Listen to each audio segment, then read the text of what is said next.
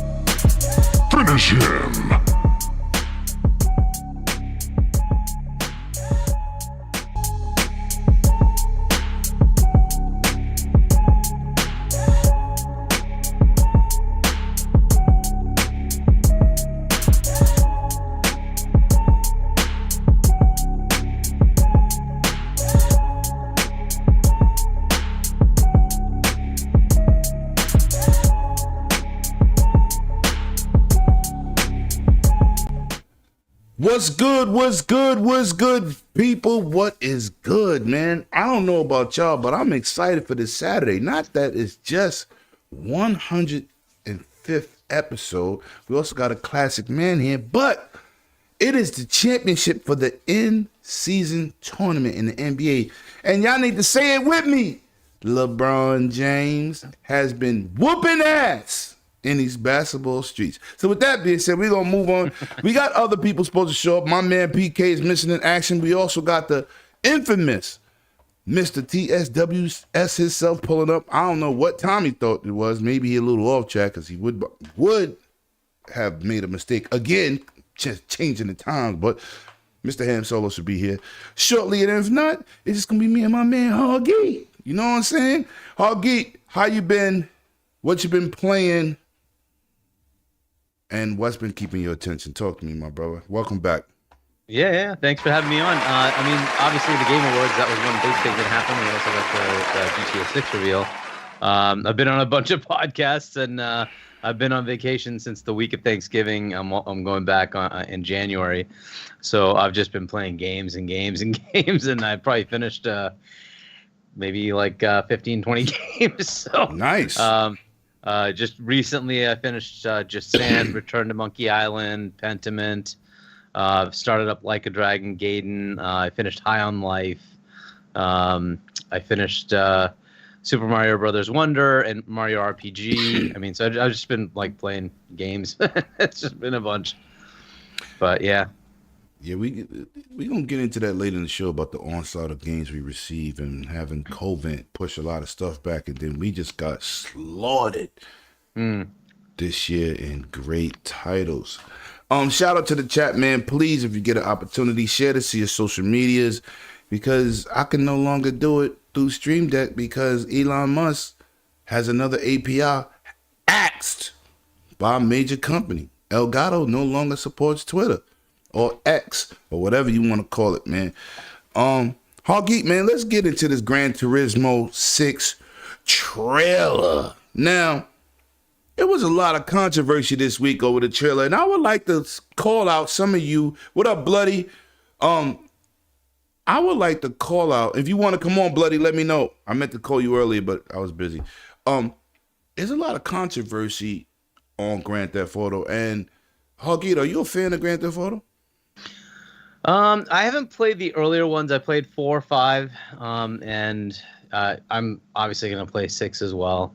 The remade trilogy thing, unfortunately, it's just not. It didn't modernize it, and unfortunately, it's very archaic in its controls. It still seemed like it was good, so I played it, and then I kind of just left it.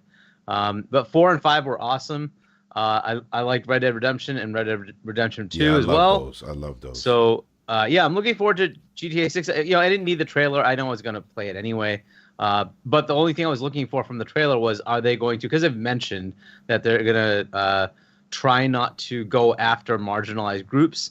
But that kind of is the point of GTA, right? Is that they mock everybody. And I was hoping that they keep that. And it looks like they are, right? The trailer kind of just keeps up with exactly what the modern day Miami is and says, we're just going to make fun of all of it. So I'm good with it. I think hopefully they keep with that normal tradition of GTA. It looks stunning, right? Obviously. Will it be that when it comes out on the consoles? We'll see. But it looked pretty good. But yeah, again, I didn't need a trailer. This game is going to sell a lot. I mean, yeah. So I mean, what it is. I wanted to blow up some of the people on Twitter, IGN, a lot of media outlets. Let me explain something to you about GTA. First thing about GTA, it always replicates real life situations, right? It puts you in real life scenarios. It's hard to the core. It's like playing mafia games when they was calling black people at the time moolies. It's that time frame, and that was the language being used. If you're sensitive, and you're definitely the minority when it comes to GTA, the second most selling game in the history of gaming franchises is GTA 5.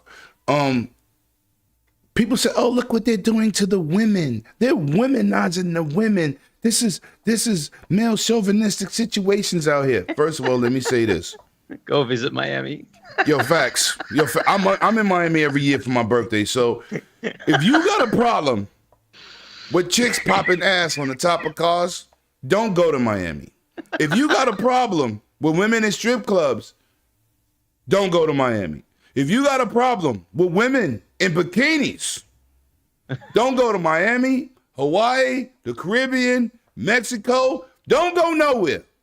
How about you stay your lane behind in your house? Because this is why me and my man Hoggy does not have social media. He hates it. But you know why he hates it? Because it gives all you idiots a voice. Idiots. So all of a sudden, women popping booties is a problem. All you dudes out here subscribing to OnlyFans, but you running to Twitter talking about some chicks popping ass in a video game.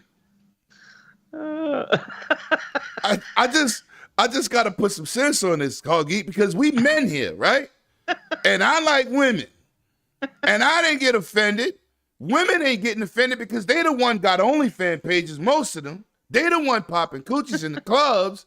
But now we see it in the video game, your morals have kicked in. All of a sudden, you take the Twitter and you got your right hand on the Bible. Oh, we can't do that. Let me this right-handed Zeus is gonna smack the hell out of all y'all. Y'all got to be goddamn crazy. I could not believe the nonsense I saw on Twitter. And you know I blocked half of y'all. I blocked you. Jesus Christ. This is what we was talking about before the show started. Twitter has created a monster of complainers. I'm going to get into some other complaints about my game Blade, and I'm going to crap on y'all then too. But I just want to say, Hoggy, I agree with you with this social media space. I just need it because I have a YouTube channel, and this is where you get the information out to the people. But goddamn, I'm sitting in my house. Oh, I don't like that fat ass. I don't like the. Oh, nope. And she had tattoos. Oh no, you're not supposed to tattoo your skin. Oh man. People in the chat, are you excited for GTA? What did y'all think about the trailer? I thought it was absolutely amazing. It's a great return to be returning back to Vice City. You know what I'm saying? That is one of my most iconic games of my life was Vice City. So to be returning to my favorite city that I love to visit every single year for my birthday, I'm excited, right? I love the depiction and how they do the different territories. The last one was in Hollywood. Awesome game, man. Listen. If you sensitive, there's a lot of Nintendo titles waiting for you at home. Just go play Mario Wonder or something. If you don't want to see anything, even Peach is sexy. Don't play with her either. Jesus Christ. So as we wait for these other guys to show, we are going to continue the show, man. This was something that I saw, I thought was amazing. I don't know if you played this game or hardcore into it, Hardgeek. The game Jade Empire. Did you play that action RPG? Did you enjoy it? Are you a fan? Yeah, I finished that one. That was the OG Xbox, right? BioWare, right? Mm-hmm. BioWare in the beginning there. Oh my God, they made so many awesome games, and that was one of them, right? But yeah, that was a great game. Yeah. So, this was what did my heart. There's an exclusive coming. Wu-Tang Clan RPG. Now, you know, them dudes is the same age as me or us, and we was big Channel 5 karate movie fans. They based their whole rap career off those movies, right? Now they're making an RPG, and the first thing I thought about was Jade Empire. Now, what do you think, or what type of direction would you like to see coming from this game? What would you like to see? Because you know, the RZA has turned into a director. He got full hands on this title, and he loved karate movies. We all saw the man with the iron fist. So, talk to me. Where would you like this game to go? Chat, talk to me too, man. Let's get involved.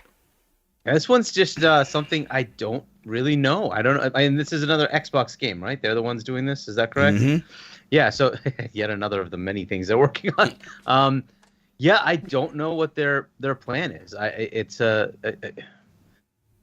game based on them, right? And I don't know what their model will be for this. So I'm puzzled to what it would be. I no idea. Like it's. I'd love to see a trailer to get a glimpse into what it could potentially be, but I have no idea what it would be. I assume you have an idea of what you think they might be going after, but I have no thoughts on it right now. I mean, I would just want like the man with the iron fist. Just give us these characters, make each Wu-Tang member some type of master, and you know, you go through the story and you learn from each master, and it builds upon that.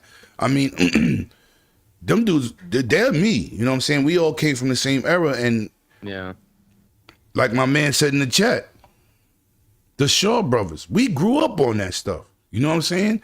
I own several movies on DVDs, maybe about 100 karate movies, but it's like, I'm excited because I know that they really love that genre of movies, and I do. So I would like a Jade Empire style game. It's an RPG, so it has to be some elements of that. It gotta have some fighting and action, right? It gotta be something like that. So that's what I was pretty much hoping for. But you know, they announced it. I was shocked to hear Microsoft is investing in that. It's definitely a different direction. Nobody saw that coming. It wasn't leaked. So to see that information, I'm stoked, man. People in the chat, tell me what you think, what you expect from that title, and what would y'all like to see come out of that. So we're going to continue to move on. Now, I don't like the demise of companies, right? I don't like the demise of situations. And when Bungie left Microsoft, everybody was scratching their head like, what the hell, right? We didn't understand why. Microsoft was like, hey, here's your walking papers. We not doing what you want us to do. We seen them go to Activision. It didn't work out over there. That was a bad breakup. Then we seen Sony take out loans to pretty much try to purchase them for $3 billion. You know, credits. They was trading in consoles. They was doing a lot to get Bungie, and they still don't even own them 100% yet. You know, they got them on a layaway plan. They might got Karma or something, or, you know, a firm, something they got working with over there. But Bungie has laid off people to keep Sony from taking them over completely and are looking to go independent once again. Now, I want you to answer this, Augie, or however you would like to indulge in this situation. But do you think Bungie's like the troublemaker developers on the block? Because Microsoft kind of let them go and was like, yep, you can go try that somewhere else type attitude. And we was all scratching our head like, what? Now we three publishers later, what the hell is going on with Bungie? And are they in trouble? Like, yeah, I think, look, so the reason with Microsoft was saying, hey, we want to keep Halo going, right? And they wanted to move on to what eventually became Destiny. Fair enough. So they finagled their way out of being acquired by Microsoft and became independent, then created a publishing deal with Activision. Activision helped them a lot, by the way. You know, like, yes, there were some issues as far as timelines, but they also helped with a lot of their studios to create the content they needed to keep that, you know, live service going. But like they broke that, and then eventually were starting to work towards being acquired again. And they brought it to Xbox, and they wanted their independence. And Phil's like, no. right. If I own you, I tell you where the games are going. We paying the pensions, the light bills, and everything else, but you gonna tell us what to do? Nah, buddy. We're telling you where the games are going. Now, right before all that was happening, they started putting their new seasons into Game Pass, and that was working, right? They were declining a bit, and then they started coming back because, hey, you got 25, 30 million people who will say, hey, what the heck? I can now just play it. It's part of my subscription. I'll play the new season. What the heck? And then they decided to, start like the season was going away and the new one wasn't coming in. And we're like, what's going on here? And it turns out they were being acquired by Sony.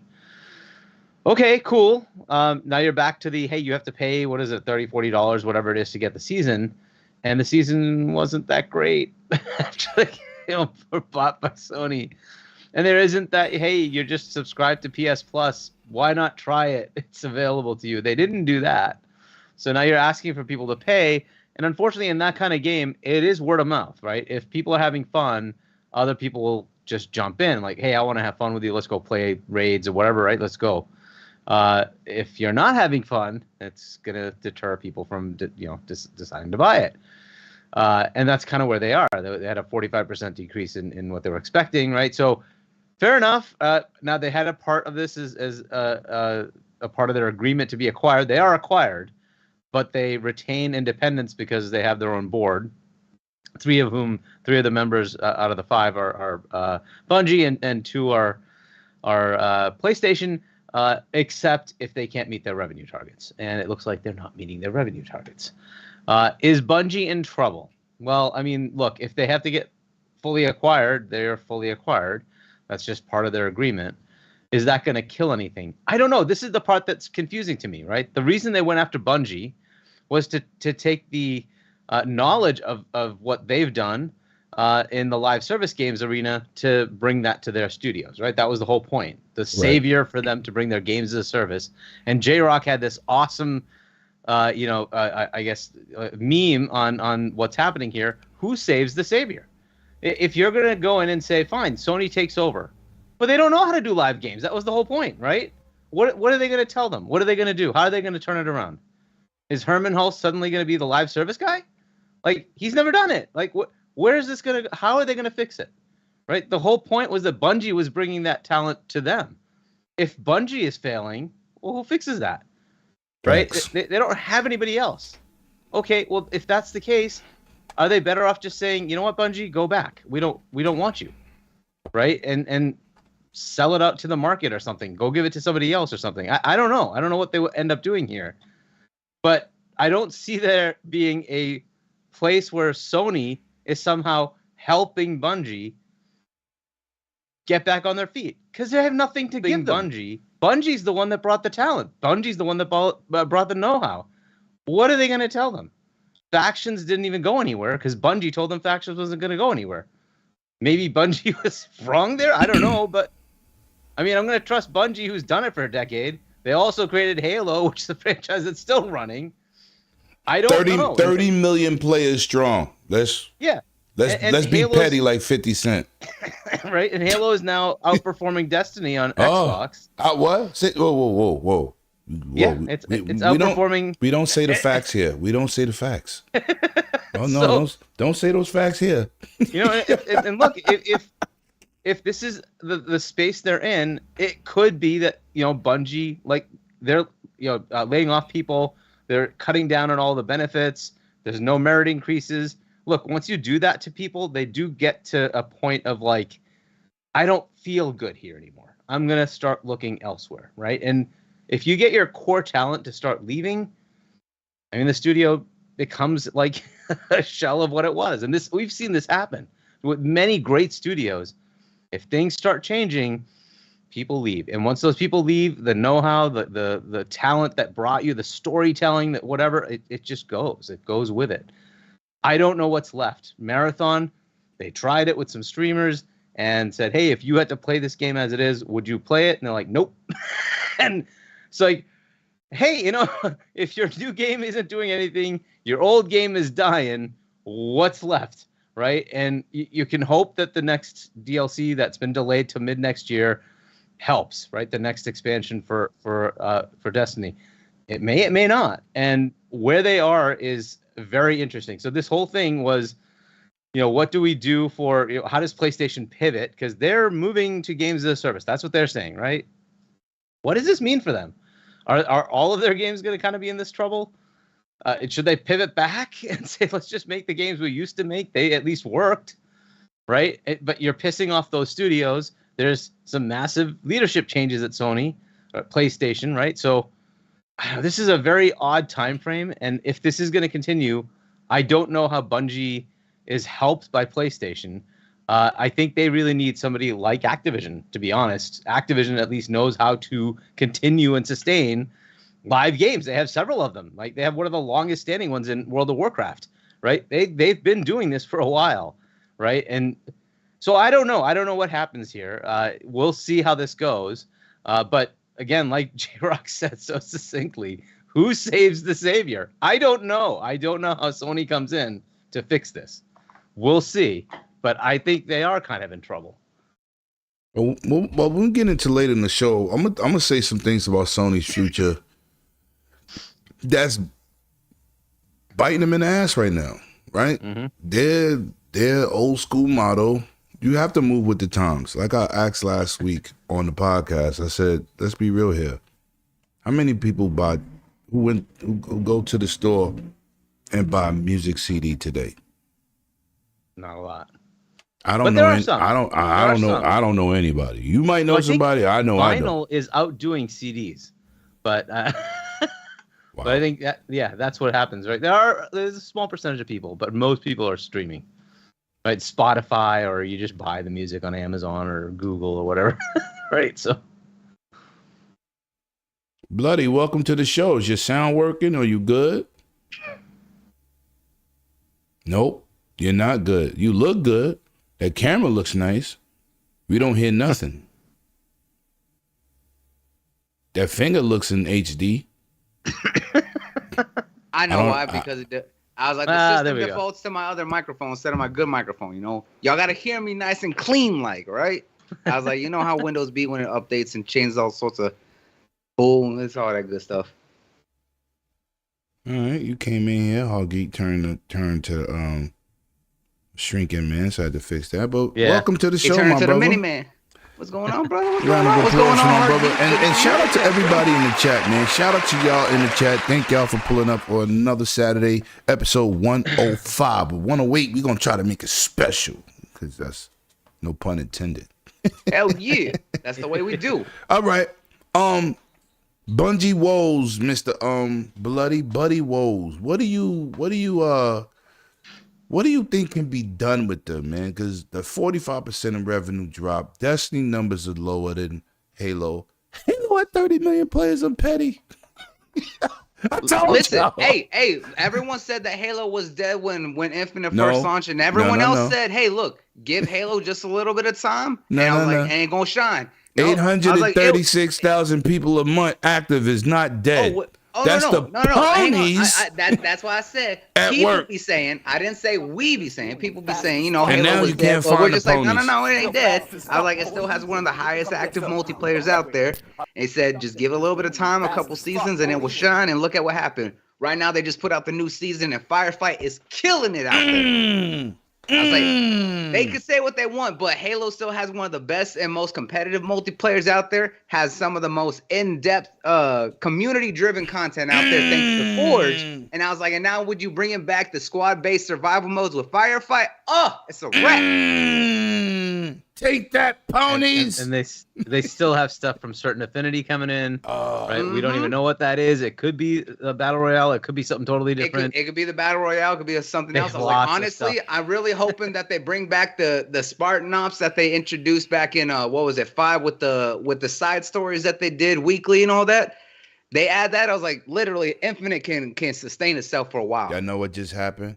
Augie, Bloody, you know what just happened? I just got moist. He said moist. Whoa, I just got moist, ladies and gentlemen. Thank you. He's gonna need a moist towelette over there to cool off. Ooh, I'm gonna have to wear Depends on the next show. Damn. Yikes. Oh no. So what do you think? What do you think can be Bungie? What is the turnaround you think can be done? They're already laying off people so they can't get taken over. Like how D said, they have their own board, so they kind of control their own destiny. What do you think they can do to turn things around? Is it dropping in Destiny 3? Is it helping out these studios for games as a service? Oh, and by the way, I finally ordered today a DualSense Edge. Oh, nice. Very nice. Well, I'm going to try to play that game Helldivers too, so I like them hairpin I do want to get Helldivers too. That is definitely one I'm interested in. I was like, I do want an Edge, but I need to replace my Elite because after 3 years of nonstop working, I was like, my Elite's finally going out. So I'm looking at getting one of those custom-made ones since they introduced that because there's no one who does custom controllers like Xbox does. But on another point, what's going on with Bungie is hard to really quantify and come up with a viable solution because as Hardy mentioned, they were brought in as a part of Sony to help with the games as a service because they have, a decade worth of experience running a live service now. But when even their own community, who's been very active and vocal, has talked about how they've been dropping a lot, when their newest project is not even gaining the interest of the people that you want to be playing this, how can you say that you have a viable opinion on what another team's project would, whether it would be sustainable or good enough for their community? Because you got to think that Factions could have been an entirely different project in an entirely different genre for an entirely different demographic than what Bungie is aiming for. With what they have from Halo to Destiny, they have a very specific demographic that they appeal to with first-person shooters, with that sci-fi style game here, whereas Factions could have been more potentially survival oriented with multiplayer components. Kind of think of games like DayZ and stuff like that. We don't know the extent of what the Factions multiplayer project was going to be, but for them to say no, this isn't good, cancel it, and then to see how much of their community has turned back on them, their next project isn't gaining the interest. I don't think there's a viable part where Sony is just like, hey, we should take over and really bring in, because they've already laid off so much of their staff. And more than anything, they've laid off some of their most senior people that aren't even protected. You look at some of their talent, like Lance McDonald, who's been making the music for Bungie since the Halo days. And even someone like him wasn't safe from the layoffs. That's crazy, right? How can you say that their talent and story writers and their designers are going to be safe? As someone who's made some of the most iconic gaming music in the last 2 decades can't be safe. It's hard to say where can they be in a better position within Sony without Sony saying, hey, you know what? We'll pay for a severance and y'all go back to doing your own thing. The biggest deal that they made within that was that they wanted to continue to be independent and have control over their projects, even though they're under Sony's umbrella. But right now, this is proven to Sony. It's just like, hey, this might not have been such a good partnership or acquisition in itself if y'all were the ones who were coming to, and now we're having to bail y'all out. It's not a good look for anyone. And I was like, and it goes to show kind of the explosive and uncertainty of the industry, and especially when you're running a project as long running as Destiny has, and you're losing money over the past couple years and not making the same kind of revenue that you had. You're not able to run it at the same scale that you have to do, because people have to understand the way that a service is run is based on revenue, income, and scale. When they're making more revenue, yeah, they can scale up and do so many ambitious things. Fortnite. But when you're not Fortnite, whether you like it or hate it, Fortnite's doing its own thing. They're different. If you make that revenue, you can do whatever the hell you want. Facts. You can scale up as much as you want. Halo. But if you start losing that revenue, you can't do that. Facts. And you scale back. And then the projects that you want to do, or the events and the continuing that you do of that project, gets smaller and smaller. And then that only tends to hurt your player base, the ones who have stuck around, because of the fact that they're finding that their time and investment is no longer as deep as it once was, because of the fact that there's less and less and less each time. So honestly, there's not an easy solution for Bungie in this entirety without basically Sony either one completely taking control of the studio and basically telling them what to do, or letting them go. Yeah, and if you take the whole industry, even Fortnite has had to do some layoffs, right? Epic's had to do some layoffs. And didn't they lay off like 1,000 people? Was it this year or last year? It's this year. And the issue with like all these live games is, look, this year, like, it's tailed down. I don't know if it's because specifically live games. My guess is that, hey, we've had a couple of years where we haven't had a lot of first person, like, story driven games, right? Just normal story driven games. And this year that changed. We suddenly have gotten all those games that were delayed, right? And there's just so many good games, and you might just say, well, I can play Fortnite or Hogwarts. I think I'm going to play Hogwarts, and I'll go back to Fortnite later, right? Mm-hmm. And unfortunately, that hurts all these live games, right? It's engagement. And if you're going to go play, Baldur's Gate or Hogwarts or Starfield or whatever, Zelda, there's so many that just came out this year, right? Mm-hmm. That maybe there's just a little bit of an effect that the time went to those instead of into those original, the live service games. It may stagnate at this level. This is maybe where they are. Maybe it goes up. Maybe it goes down. But the problem is, like, this whole games as a service pivot that Sony did, right? It puts them in a position where it's troublesome for them, right? They wanted to start accelerating upwards in a live service arena where it's kind of tumbling right now, right? And so they're behind. You mentioned that, Hardeet, is that if they weren't at it when the live service was at its peak, especially like 2018, 2019, and that's right before 2020, before COVID lockdown, where everyone was gaming, right? And there was a lot more time for those live services. We're seeing in the past 3 years, every live service that has come out within the past 5, at least 60% of them have shut down, and 80% of them have shut. And 80% of them have shut down within a year after they launch. Yep. And that's especially within the last 3 years. So if you're chasing that trend now, unless it's something that's so genre defying and is so out of the park, you are not going to make the investment on player engagement now than what you would have done 5 years ago. And I think that's the problem, is that Sony is very, very late on trying to get in onto this trend. And it's at the point where they're dumping so much money into it, they have to make it work, or they're going to be at an even bigger loss by just dropping it. I was like, and that's the point. I just don't see it working. Oh, without a doubt, it's not going to work.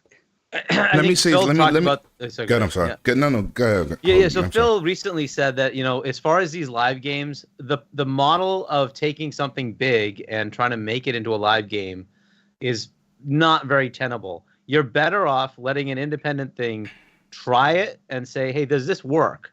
Right? Spend a little bit of money, try it. Hey, it's resonating. Cool. Let's invest more. Right? So even Fortnite was a try it. Right? It was a small little thing that they just put out there. And they then replicated the PUBG Battle Royale thing, and it took off, right? Well, and they're like, okay, let's invest. You got to think that they did a massive pivot on that, because people fail to remember is that when Fortnite came out, it was supposed to be a tower defense survival game. Whoa. Hold on. Bloody, I love you, bro, but we got to get them to smoke. They didn't pivot. That game failed, and a year and a half later, PUBG came out, and they copied. No. PUBG was already out during that time when they. No, it was on PC. It's on my console. Yeah. But what I'm saying is that they shifted within 6 months of the fact of after they launched, and I know because I bought the Founders Edition because I wanted those 4 copies of what of Fortnite back in the day when it first launched. Oh, I thought you meant. I thought you meant you bought that first game. Save the Night or whatever it was called, because I was like, you did war. Oh, yes, because the Founders charitable, Edition. The Founders Edition was $100, and it came with 4 copies of the game for you and your friends to basically play a tower defense. Me and my friends love tower defense games, and with the fact that it was when it was a survival, we're just like, all right, this is cool. Then after like 6 months, that's when they introduced the Battle Royale because they saw the success of PUBG. And then during that time, they started updating the Save the Night less and less, and then focus all in on Battle Royale. And then now they're pivoting back and trying to now chase after the Roblox community, because look at this whole found in Fortnite aspect. Yet another They're introducing Lego. They're introducing all these mini game modes within Fortnite and trying to make it like Roblox, which is its own. You can create games within Roblox and use its own coding language. And now Epic is trying to use Fortnite with that, because you think that they introduced the Lego, they have the festival, they have the rocket racing that they just did, and then all the other mini game modes that you can play. They had rap concerts in there. They had the I Had a Dream speech with the whole Washington D. Yo, that game is revolutionary. And out of everybody besides GTA, right? GTA 5, them two are the pinnacles of how you do games as a service. And I'm not just talking about adding modes. They do things in these games we have never, ever, ever seen. I sat down there on my couch and watched the Travis Scott concert. Yep. I watched the I Have a Dream speech. I went into the Hall of History and seen the history of in Black History Month, and then they put it back in there for people who didn't get a chance to see it. And this has millions and millions and millions of people that get an opportunity to see these things, right? I mean, the Travis Scott concert, he was a giant guy. They had you sitting down. It was like you was looking up like an Ant-Man. Yo, amazing. We've never seen nothing like that in gaming. Yeah. And how many live shows have they done since then? I was like, they just had one Eminem, recently. They did all the rave concerts and stuff like that. And even Grand Theft Auto with the Dr. Dre DLC and all these heists and just different. Yo, Grand Theft Auto and Fortnite are the top of the food chain on bringing different elements and real life stuff to a game that you never thought would be that stuff. No matter what, PUBG started that whole battleground stuff, right? The battle royale. But these two games are the pinnacle, I think, of games as a service. Do y'all agree? Well, there's also whatchamacallit, Minecraft, which just keeps selling and selling and selling, and was one of the first things that Satya did was go, let's go buy Minecraft. And I think this is the kind of for thing $1 billion. They thought that was crazy. I think it was like it was insane, but guess or something like that, whatever it is. But they've it's higher than doubled. That. Ooh. Yeah, it at least doubled or tripled the user base, right? It went from like 100 million to it's like 300 million, something ridiculous. Right. And you think that now that they said it's even gone beyond that now Minecraft is the most selling game of all time. Of all time. It's the top beating out game. Tetris. Yeah. Tetris. Yes. Right. And like, but so it's cool, but what Microsoft chose was like, let's go with the smaller thing or the known thing, and we'll continue that and keep feeding it, right? And it may work, it may not, right? And that's fine. But you can't bank on one thing. You got to bank on multiples and let people come up with whatever they want. And it's got to be something they want to do. Not, hey, I want you, Sony Santa Monica to make a live service game. Like, but that's not what they do. Like, let them cook what they cook, right? Let's go let some team that decides, I want to do something like this. Cool. Yep. That's why you get Grounded. That's how you get, Grounded is awesome. Right? Yep. Sea of Thieves is amazing. And Sea of Thieves, right? Again, a passion project they wanted to do. Cool, right. Go for it, right? That's how you make a live service game. You say, go ahead and try something. It's on you. We're not telling you what to do. You want to do this? Fair. Let's. I mean, let hell, you do Sony. You want to talk about passion projects? Look at Hi-Fi Rush. How that has been a massive success, and that was an entire. Like I've been saying ever since the Bethesda acquisition, that Tango Gameworks was going to be the wild card underneath the whole ZeniMax umbrella. And look at what they did. They proved that they don't have to do just horror with Evil Within. When they came in with Hi-Fi Rush, how successful and how big that has been with the community to even get nominated as much as they did. I was like, and that was just a small thing. Now award-winning. Yeah, right? Exactly. Award-winning. Now award-winning. And you think that even John Johannes himself said, hey, this was just a small idea that I had, and the team was just like, yeah, let's go for it. Like a game that they sold for $20 is as popular as it is, because it was something that they went all in full of passion for it. And, they got the green light. They're like, hey, Phil Spencer said, you want to do that? Go for it. We'll absolutely support y'all. And look at it now. Yep. That's what you need, right? Like these developers, they're artists. And if you give them creative freedom, some developers, you'd be like, you're bugging.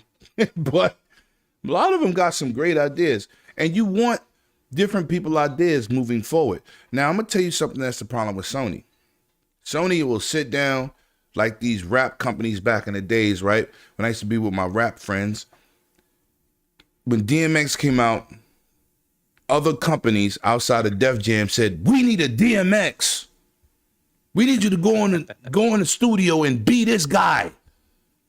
And you as the developer or artist will say, I don't want to be barking on my records.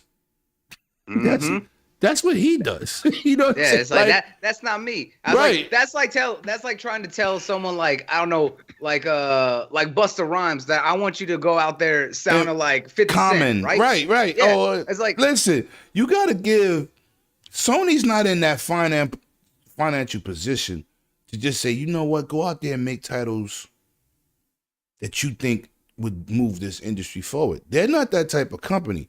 Nope. People said Phil used to give too much leeway, right? But then we get Sea of Thieves. Look at Sea of Thieves when it started. People was like, man, I wish there was more to do. Now you're saying, God damn, it's too much to do. You know what I'm saying? That's how you do it. But it's like as soon as you get sucked in, I was like, you're going to be spending all your time doing it because there is plenty to do. Grounded the same way. Grounded, yeah, exactly. Grounded was very bare bones when it released in the early access. What was it, like almost a year and a half ago or so?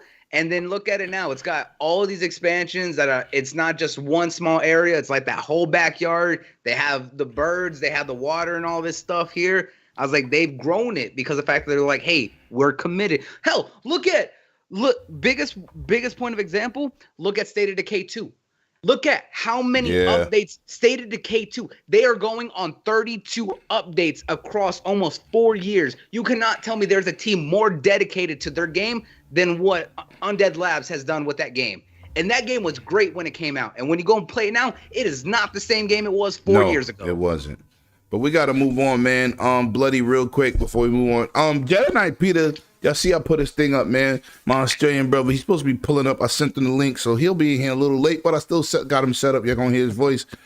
You my brother, Bloody, man. We hang out. We be drinking. We have a good time. We like to party. Yes, sir. Give me your overview of that GTA 6 and them booty poppers on them cars. Talk to me, brother. Listen, it's my party guy right here, Huggy. You already know. You already know. Listen, I was like, honestly, the trailer was dope. I like the fact that we're returning to Vice City. I was like, and you look at it now. Look at from GTA Vice City, from the glitz and glamour of Miami back in the 70s to how Florida and all of it is now. I was like, it is a much different tone because Florida is wild, and we know that for a fact. I was like, Florida is absolutely wild. And shout out to my boy Op, who was from Florida. He talked about some of the craziest things that you see out there in Florida. I was like, he showed us a video of a dude just out going to the grocery store and coming out to his car and seeing a raccoon and an alligator fighting it out. And he's just like, that's just a Tuesday. And I'm just like, what the hell? Y'all walk around like that's a Tuesday? I was like, we seen videos of people twerking on cars while they're scrolling down the highway. I'm just like, that's a regular day in Miami. So exactly. if you mad on seeing something nice on a car in the hot summertime, popping some booty, you can leave One-Away Dragons right now. Don't come back. Don't come back. Either way, I was like, no matter way you look at it, I was like, that trailer is as wild as the place that it's inspired by, and it looks cool. Honestly, I'm facts. interested. I'm interested in what they're gonna do with the story. I just hope that they don't leave the single player side cut out like they did with 5, because you think that the actors who played the main characters in 5 said that there was a lot of content planned that they ended up just cutting out because they focused on the online. But that happens on every game. That happens on every game. It does happen. Everything does not make it. Well, it's just that they said it. Well, this was DLC that they had planned for like updates afterwards, but then they switched over and focused on all the online stuff. I just hope that they do more post, because look at what they did with GTA 4. I was like, GTA 4's content after the main game was great. Like Ballad of Gay Tony and Lost of the Damned, great expansions. I was like, but either way, I'm looking forward to GTA 6. I was like, I think we all been waiting for the next GTA. It's been over a decade since we got GTA 5. It's about time. I was like, don't get me wrong, I love Red Dead 2. A decade and 3 upgrades later. Right? And I bought every last one of them. They got me, Huggy, man. Listen. GTA 5 did a Skyrim, right? They put out multiple editions and we bought it every time. Did they? Let me tell you, Fortnite owns me, man. I'd be like, yo, well, my boy told me one time in Overwatch, he had over $700, $800 spent in Overwatch and skins. I said, you a goddamn dummy. I would never do that. So one day, Huggy. 2 years later, he got $2,000 in skins. Hold on. One day, I said, let me count my characters in Fortnite. It's over $800. Got him. Yeah, they got me. Yo, what's every up, time you guys got me? Yeah, we hear you, bro. Shout out to my man Jedi Knight Peter. No, listen, brother. You're not late. You here? We gonna before we move on to these other topics. Don't worry about it. We're gonna ask you some stuff. Before we move on to get you caught up to speed. First thing I'm going to ask you about is a controversy about GTA 6, about the booty popping on the cars and the womenizing. How did you feel about the trailer? And did you like it? Do you love it? Are you a GTA player? Talk to me, Mr. Peter. What's good? Welcome to the show. That's Rockstar, man. That's Grand Theft Auto, all over. So I loved it, man. Look, and I love that they're playing into that TikTok culture. I think that's like what it's like living in Miami. That's real life. It is. So, I'm there every year. Yeah, man. I mean, that's what I want from GTA. Yeah, I want them to just give me a playground to play in with a story in the background. I love the look of Lucia. I love the look of Jason. I think they nailed the look of Miami, Vice City, and honestly, bro, I can't wait to play it. GTA. Yeah, GTA is one of those games that. So you didn't get offended to see women in a strip club? No, I mean, that's just ridiculous, bro. Right? I mean, people are so easily offended these days, man. I remember when GTA 3 came out and you could sleep with the ladies of the night, and then rob them. And that was actually banned in Australia, that part of the game. So, I mean, it's like no one ever played San Andreas and was trying to hunt down the hot coffee mod. Let's be 100% honest. Facts. Yeah. Hey, look, you don't have to do it, bro, but it's in the game. It's if therefore, you can do it in real life, you should be able to do it in the game. Yeah, Facts. that's the way I see it. And why are they getting offended over some booty when you're playing a game literally called Grand Theft Auto, which is about committing Grand Theft Auto? Like, why are they getting offended of watching booty and all these dudes got OnlyFans subscriptions? Yeah.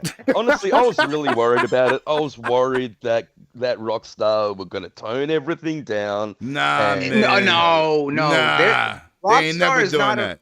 Listen, Rockstar is not afraid of anything. Look at Red Dead Redemption 2 when they say that they're committed to something, because that being a time period piece, being in the early 1900s, right?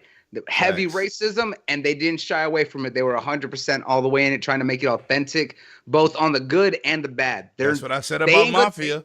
That's what I said about Mafia. I would argue that times have changed since Red Dead Redemption 2 came out, and the world's only got more crazy when it comes to being offended by literally everything. So I was definitely worried about it. I still am worried about it. But I think they should go the South Park route and just abuse everybody equally. Facts. Dude, I was like, why do you think that South Park is still so successful? Is the fact of that they're like, hey, look, we know what we're doing. We're outright trying to be offensive, but we're trying to do it satirically and comedically. They're like, if you take a strong offense, that's a you problem. They're like, because no one's safe. They're like, whether you're this race, that race, this celebrity or not. I was like, everyone's gonna get it. They're like, hell, even religion gets it. I'm pretty sure everybody in here loves the bro. Everybody loves the Boondocks, right? I love what you just said there, man. It's satire, brother. That's exactly what it is. It's satire. It's a video game. It is a you problem if you choose to be offended, man. And the Boondocks is a social commentary. They do it comedically because they follow what it is. The Boondocks keeps it real.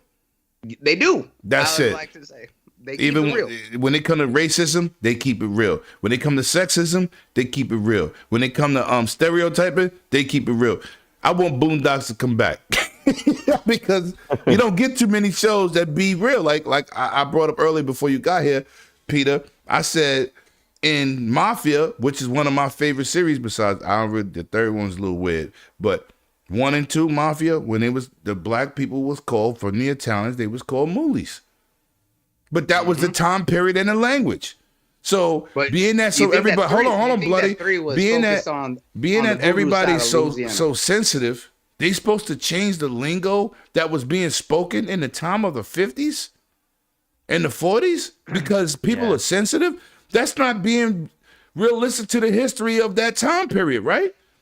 So if you're sensitive, when you do that kind of thing, you take away from what we gained, right? Facts. If we wanted to say that, hey, we've made progress. If you say we've taken history and wiped it out, you don't realize, hey, we made progress. We've done a lot. Right? So, I mean, listen, I'm gonna go a little deeper. I said that about the South and how they're tearing down all these statues from their history. You can't erase what happened by knocking down the statue. We have built from that situation, so stop trying to erase it. Well, hang on. Let me tell you something as someone who's actually from and lives in the South.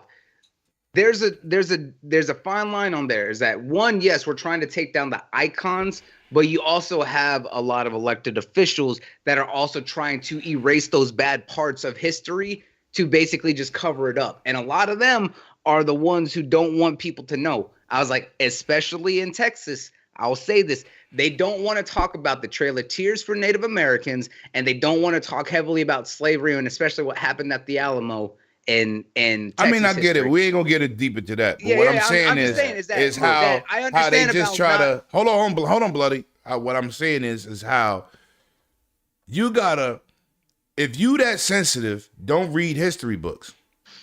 If you're that sensitive, don't read the Bible. If you're that sensitive, don't watch reality TV or anything that's dealing with real life because you're going to be offended. So if you're offended on seeing GTA show Miami how it The way it really is. Yeah. then maybe you shouldn't even watch fix TV. Miami. Because that's how Miami is. Miami, I go there every year for my birthday. If you follow me on Twitter, I've posted some crazy live videos of me in the streets in a situation. That's how Miami is. Neon lights, women, I got a fast story cars. about. I've and seen I how got a New story York is about when I firsthand. went to. I got a story about when I went to Miami. You've been there, so you know.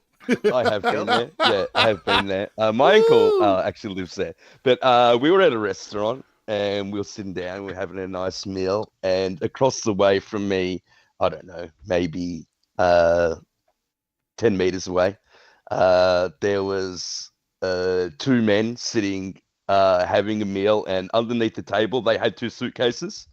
And they passed each other their suitcases. Where's this going? Like underneath the table, mate. So I'm just like, man, this is crazy. This shit don't happen on movies, bro. So yeah, that's a little bit of a story about what I personally witnessed in Miami different. So Miami's so is different. I'm gonna buy me a condo down there and I'm gonna retire. 15 minutes away from Miami. And the place that I'm going to live in is called Plantation, Florida. Oh, I know what you're talking about. I know exactly what you're talking about. If I was a sensitive person, I couldn't live there. yeah, I'm surprised that's they let what- the name stand. Yeah, Miami. exactly. Beautiful. I'm surprised that name still stands. And if you go to that neighborhood, there's white, Latino, there's black. Specifically, there's Cubano and Haitians out there. Not a lot of Latinos. It's excuse me. Spanish people are called Latinos. I don't know about where you come from in Texas, but they're called Latinos. So Cubans are Latino. Yeah. No, Cubanos don't like being called Latinos because Latinos are specifically from Latin America. There's a difference. But I'm telling you, Puerto Rican. I'm Puerto Rican and black, bro. You cannot tell me about my own people too. No. Come on now. And I'm saying that. And I'm telling you that when I talk to Cubanos, they hate being called Latinos. I mean, maybe Cubans don't. But technically, they are technically, part of Latin America. they are part of Latin America. They don't like to be considered because they separate. No, they don't like to be considered part of Latin America because they're on the island. But we know, like I said, Cubanos like to be called Cubanos. They don't like to be called Latinos. I was like, anyone else because they on the island. You know, Puerto Rico's an island, right? Back to GTA. There's Latin culture. Dominican, There's black culture. There's redneck culture. So it's and that's what I think Miami makes a really great place to have this setting for the game because I love so wild and so it's an different. amalgamation of different cultures, and I think that will bring a lot to the game. You know why I'm going on there, Peter? I'm from New York. And we're like nationality gumbo here. We got everybody living with everybody, right? Same as Melbourne, brother. And goddamn, Miami's the same way. You know what I'm saying? You could call it Little New York, Little Atlanta, Little Cuba, Little Haiti. It's everybody there. And I'm comfortable with living around a vast majority of different type of people and lifestyles. I love it. And I'm moving to Miami. Shout out to GTA taking it back to Vice City. I cannot wait to clip my videos of some booty popping on some old school cars. Be mad. You know what? That makes me think of. Hang on. Speaking of that, talking about booty popping, like, did anyone else remember, like, when Assassin's Creed Origins came out right there in ancient Egypt, and how if you walk in as Bayek down the streets of some of the cities, you can find some of the women completely topless because that was just a culture right there in Egypt. Yep. It's the culture in Africa right now. I was like, I was walking around. I heritage, remember I was walking around just like, wait, did I just see that? And I had to double back and be like, oh, yeah, that's there. All right, cool. My heritage is from Egypt, brother. So, yeah, I would know more about that than most, which I loved Assassin's Creed Origins, bro. Like, that's my favorite. That's my favorite of all time. I was like, between that and my favorite Odyssey and Origins, man. Yeah. Odyssey's also let's move great on, too. man. Let's move on. I want to move on. Thank you for your opinions on GTA 6, my brother. I can't wait for it. Oh my God, I'm excited, man. I'm excited. And I don't play online. I don't play none of the DLC if it's not single player, but I love the game. Real quick, Jedi, Talk about Bungie woes before we move on so we can get into this other stuff, man. What do you think they could fix with their situation? Honestly, bro, I think Bungie have brought a lot of this on themselves. Now, I know everyone wants to portray Sony as the bad guy, but Bungie had complete authority over Destiny 2 once they took over how it was run from Activision, and and that was seen as the savior. You know, no longer will they be held back by Activision, and it seems to have only gotten worse since that day. That's why I rock with you, Peter. I brought that up earlier. Who's the real problem? Microsoft peeped it. Activision bought y'all. Now y'all left them in shambles. Well, and now you at Sony with some more BS. Activision. They just went partnered with them to publish the games. Publishing deal, right? But they still had to leave.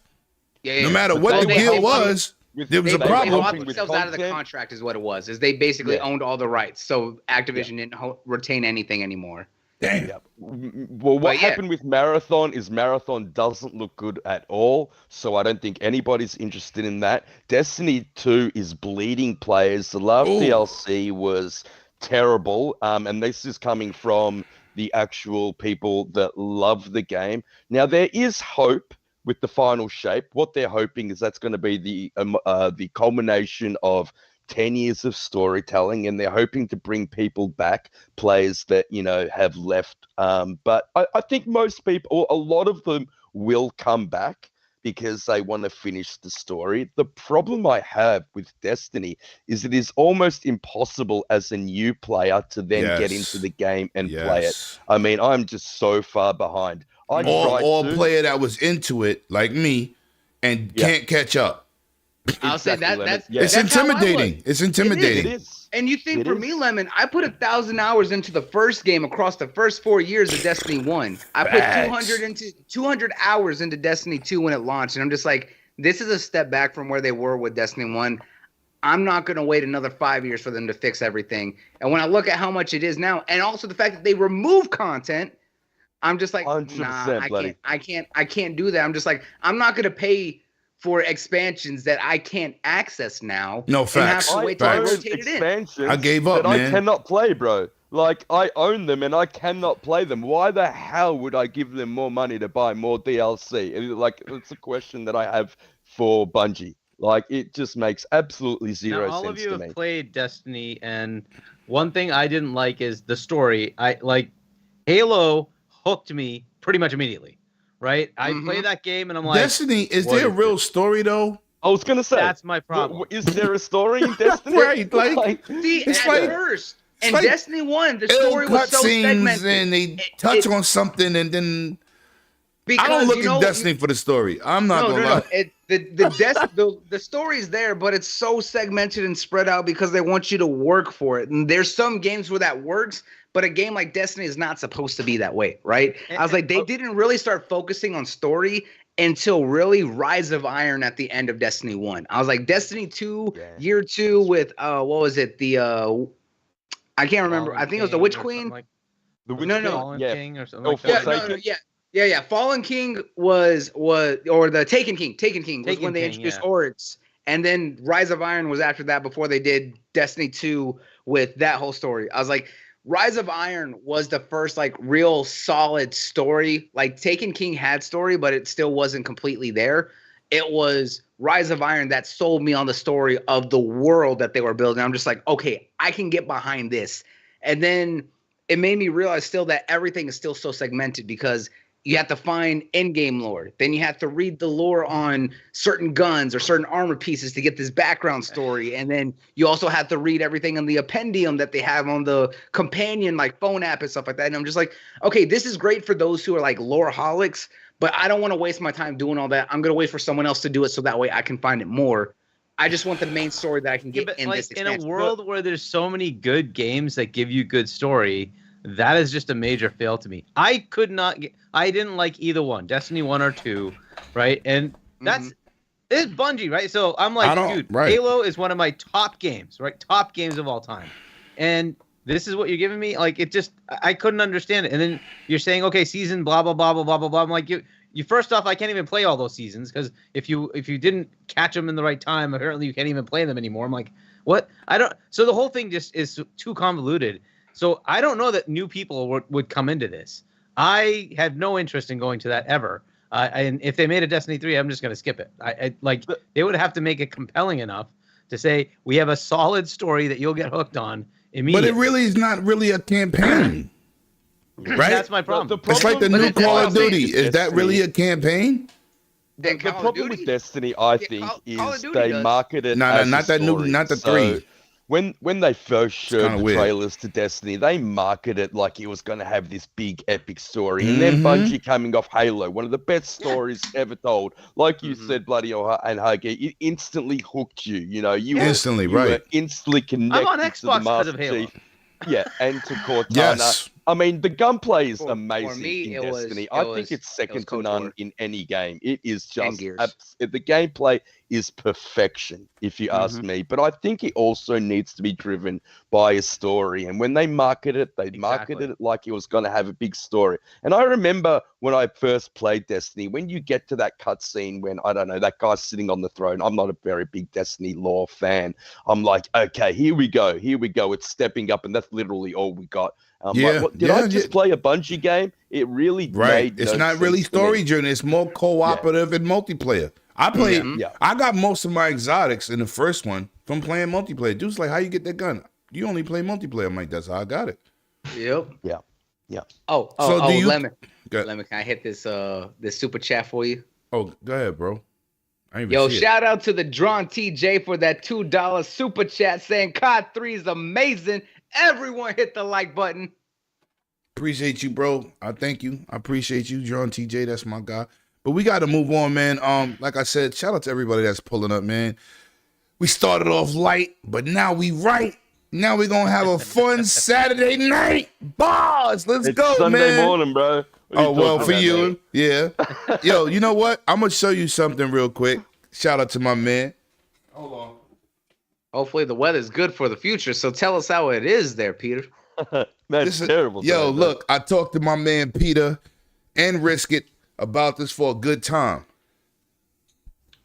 Wow. Oh, that's cool, man. Oh, it's a Bearded bitter lizard. dragon. No, but That's this is beautiful, bro. native to Australia. It is, man. And I Yeah. told him I was gonna I had two, but I found out you can't keep she's beautiful. That's my baby. She's spoiled. You know what I'm saying? She's a big baby. But I found out you can't keep two of them. You can't the keep same two of them. cage. Right, because one would dominate, so the other one died because she's fat like that, and the other one was skinny like a crackhead. I was like, why he's not eating? But that's She my said, "It's mascot. my food. You don't get shit." That's Nelly, you know what I'm saying? But I said, you know what, Peter, coming on, we talked about these dragons. I always said, because I want to go to Australia just for the zoos. Just for the zoos. The most amazing zoos in the world are in Australia. So I'm going to take that 13-hour flight just to go to the zoos. But I told him that I'm getting bearded dragons, so I wanted to show him. She's big it's now. an 18-hour flight, brother. It's 18? It's more. It's It's a 18 long- hours. Oh, I thought it was 13. Wait, Well, 13 no, is no, Japan, it's right? It's 13 if you West Coast, 18 if you East Coast. What's 13 if you Oh. go to Japan? Right, I don't know, 'cause I've man. been to When I Japan. went to Sydney, it was San Francisco to Sydney. It was 16 hours. Now Mm. maybe that's gotten faster, but that's how long it took. No, me. it hasn't got any faster, brother. Mm-mm. Yeah, So and I it's- mean, it look, was that's very, if you, very, very long like flight. you got to get to Melbourne. That's where I'm from, so you got to go detour via Sydney. So that's a 3-hour My layover. boy Rain in the building. Shout out to Rain. I seen Bunty. What to go on? That's my guy. Shout out to So- everybody in the chat. Wagwan, brother. But we got to move on. So Lemon, one last thing on the Go Bungie ahead. thing. Go ahead. Jim Ryan told us that this was a better purchase than Activision Oh, Blizzard. you know what? Oh, Oh, 3.6 damn. billion Did you not dollars. say that? This is a better Ooh. purchase for us. How's that looking, Jim? Oh, hang on, but we all know. shots fired out these streets. Shout out to Hoggy. Are you He's really a good taking guy, but he the can word? get messy when he needs to. You heard? God But are you really damn. gonna believe the Whoa. words of Jim Lion? He said that was a crying, tap better dancing Ryan, though? investment Let's be 100% Then that honest. I was like, $68 we billion seen that man. deal. That's what he That man has said. gone back and forth on his own words, even when he was in court. I was like, you can't trust believe this in man saying this is generations. better. Yo, he said, when he went to court and said, I never believed that they was going to take card from us. I said, did he say that on the stand? Did this dude just say this? Like, yo, After he Huggy, we cried was about listening to that live, right? Yup. I said, Did you also see the no, the he emails? just didn't say The this. emails about it was the worst part Oh my about it. It's just God. like, Yo, bro, you literally left a paper trail in the most obvious way. Come on now. Yo, anyway, let's move on, man. We're going to keep moving on. We're going to keep moving on. We're going to keep moving on. Jim Ryan, you ain't never getting hired again by nobody. Shout out to your retirement. He rich anyway. He don't need no job. All right. The lies of ponies. Yo, listen, man. Yo, listen. He not even a pony, man. He more like, I don't know what this dude is, man. He like an old ass camelback. I don't know. He is weird, man. That guy is weird. All right, so let's get into this, man. Sega's revival. Now, Oh yeah. That makes me moist. I'm not I gonna lie. got moist when I saw the video. Oh, I am got soaking moist. right now. I'm not moist. I'm soaking. Yo, Golden Axe, Shinobi, Crazy Taxi, Jet Set Radio. Come on. I'm going to go to you, Mr. Peter, because you just got up in here.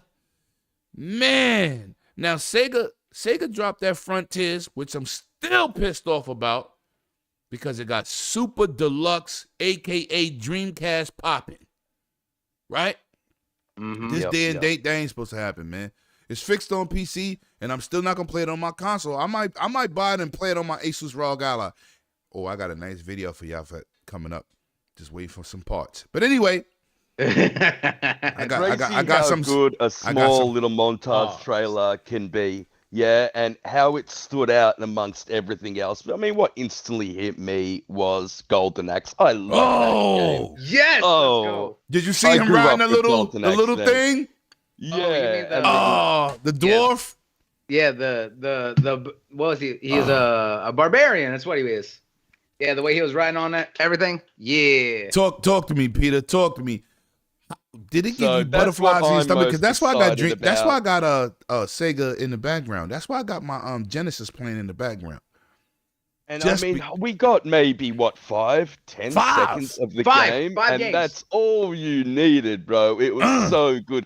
Crazy Taxi, can't wait to get back into Did you see the that. different Jet Set cars? Radio, Streets of Did you see the Rage. Did you see the Oh, cop chases though? Oh, Yes, Oh. yes. And just crazy how like a 1 minute montage can just bring up so much excitement. One of the things that I was most excited about over the whole Game Awards show, I was watching it with Hargeet with a watch party, and it really stood out. Yeah, cannot wait to play all those games, really. And look, Sega haven't been doing that good. No, I mean, let's be honest.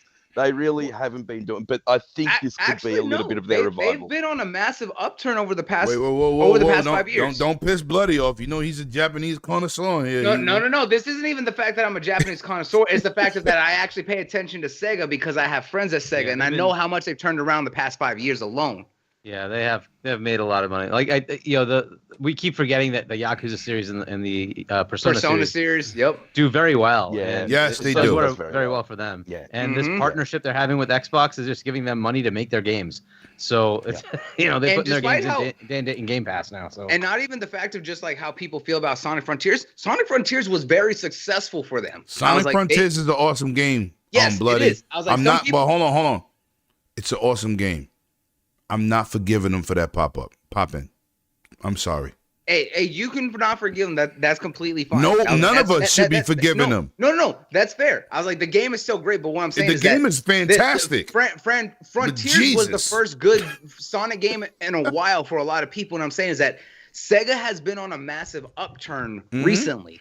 I was like, and that's what I'm saying is that this right now, them getting this renaissance and going back and really digging in the crates and going old school, bruh. I'm gonna hold off though. I'm gonna let Peter finish. I'm sorry. No, Yeah, hit that- I mean, hit you're that super- absolutely right. Like, that's Hit that exactly super what chat they after should do. Peter go. I'm sorry, Peter. They should go into their archives of IPs that have been laid dormant for far too long. Facts. I mean, these are what bring those rose colored glasses. They're what generate that excitement for us because it brings us back to our childhood. So I hope they nail it. Shinobi, 2-dimensional. Come on. Yeah. Golden Axe, I will just keep raving on about that because Facts. I've watched that trailer. I don't know, 10 times, and I just keep rewinding and going over. No, the you next ain't bit because it looks rewinding. So good. You was watching some booty on the screen popping, and you was doing other things. I'm not gonna tell you how many times It's all right. I've seen that Get moist, GTA brother. trailer, Get bro. moist. It's all right. Yeah, man. Yeah, I can't wait, bro. Honestly, All I right, can't so wait. Bloody, touch on this, man. What did the trailers do for you, man? Because, yo, when that young boy said Sega at the end, he had the big ass smile. I said, yo, that was me back in the days. That was me. Exactly. I was like, when they showed off after the whole little bit, when they're like, hey, did you save the game? It's like, of course I did. And then you just see the arcade machine turn on, just hear the classic Sega. I was just like, no way, because I have friends. You saw what that machine was? What? It says Shinobi on it. Yeah, I know it's a Shinobi arcade machine. I was like, but when you heard the arcade machine go with that classic Sega startup sound, because if you played if you played any Sega game back in the 80s, you would have heard that every time at startup, whether it was Sonic, Shinobi. I was like, even Pepsi Man. I was like, if you played from Jim, if you played anything back in on the Genesis during that time period, even on the Game Gear, because I had a Game Gear, you would have heard that sound, and it's iconic. And when that announcement got watched, because I missed the Game Awards live, I had friends of mine, as well as some of my friends at Sega, specifically send me this video, be like, hey, this is what we've been working on. This is why we haven't talked to you in a bit. We want you to know. I saw that trailer and literally jumped out of my seat because I grew up on a Sega Genesis with my cousins. I remember playing Golden Axe with my cousins when we were little. I was like, that was literally our childhood. I played Sonic with them growing up. When we went to the arcades, because there was a restaurant that we used to go to called Mr. Gaddy's. Processing. Yep. I was like, if anyone remembers Mr. Gaddy's, right? I was like, that was a restaurant that was right where we grew up. We didn't have Crazy Taxi until it came out on the PS2 when they released the home console edition, right? So we would go to the Mr. Gaddy's, to the arcade, to play on the Crazy Taxi arcade machine because that was our childhood.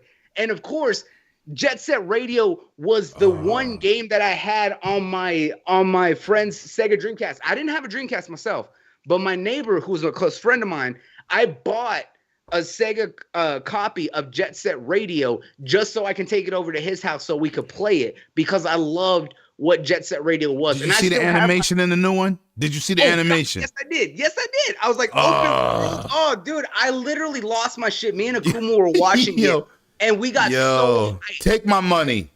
Seriously, I've always said I am a Sega slut, and I don't care what anyone says. I was like, I am a diehard Sega fan. I was like, when I saw all the games that they're bringing back, especially Shinobi, one of the classic side-scrolling hack and slash games back in the day, I got so hyped that they're bringing back all these because I had been saying for years, and everyone knows that I'm a Sega fan, is that they have so many classic franchises that they could dig in. I've been asking for well over a decade for another Jet Set Radio game. So the fact that they're rebooting it finally, I was like, I can't wait. Go back to Tokyo Toe with the one and only.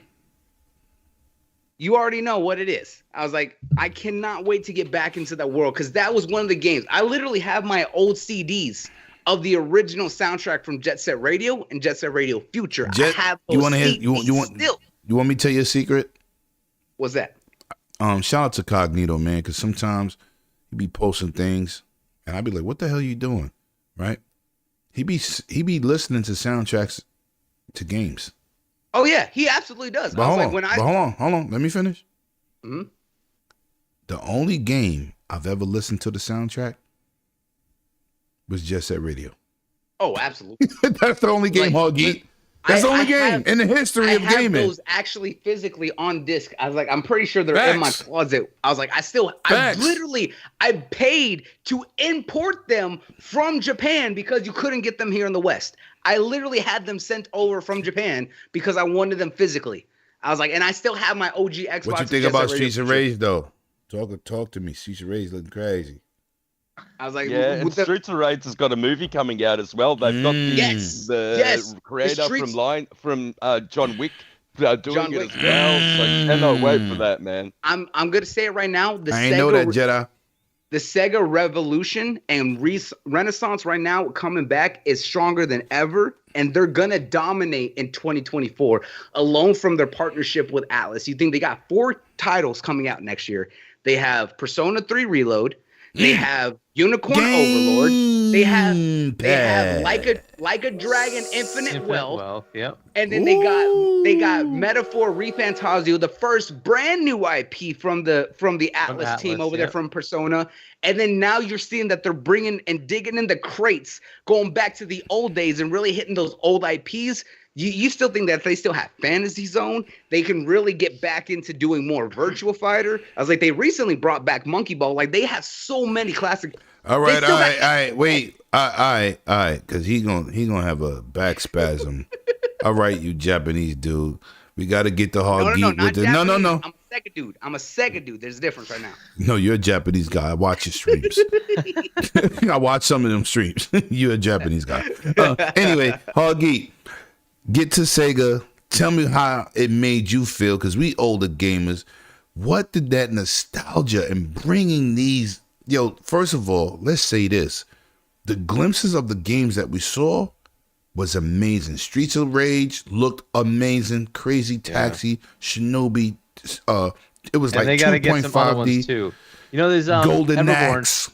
Everborn had an idea of taking some of their old IP, take Altered Beast, and make it into a modern, like God of War like game, right? And it's first person, third person, whatever you want to do, but third person maybe, and give it a whole new like gameplay, right? But they have the IP, they could do it, right? This is what about Comic Zone, right? Comic Zone, I got that. It's on my Genesis right now.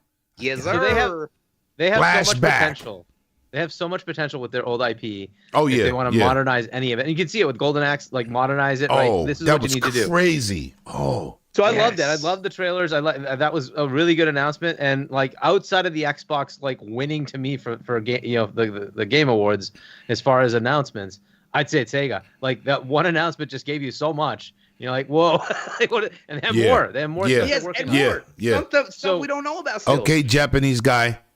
I have one thing to say about that whole thing is I know that they're flattered to be talked about acquiring. Yes. Xbox. You just need to buy them. Just shut up and buy them. But Sammy got to allow it. Sammy's making money. I don't know if they're going to give him up. No, they separated from Sammy. Why do you think they sold off their arcades and their pachinko business? Because they separated from gaming. Yeah. I didn't know they were separate, though. They separated. That's why they sold off the physical arcades, and they separated the pachinko from Sega Sammy to now the Sega Game Studios. I was like, they separated that. So, I mean, that may be in the cards, and I hope it is, because at this point, it needs to happen. Yeah, the usual line when you're like in the acquisition was, "Oh, we're not going to be talking about that. We don't need to be." Like, yeah, whatever.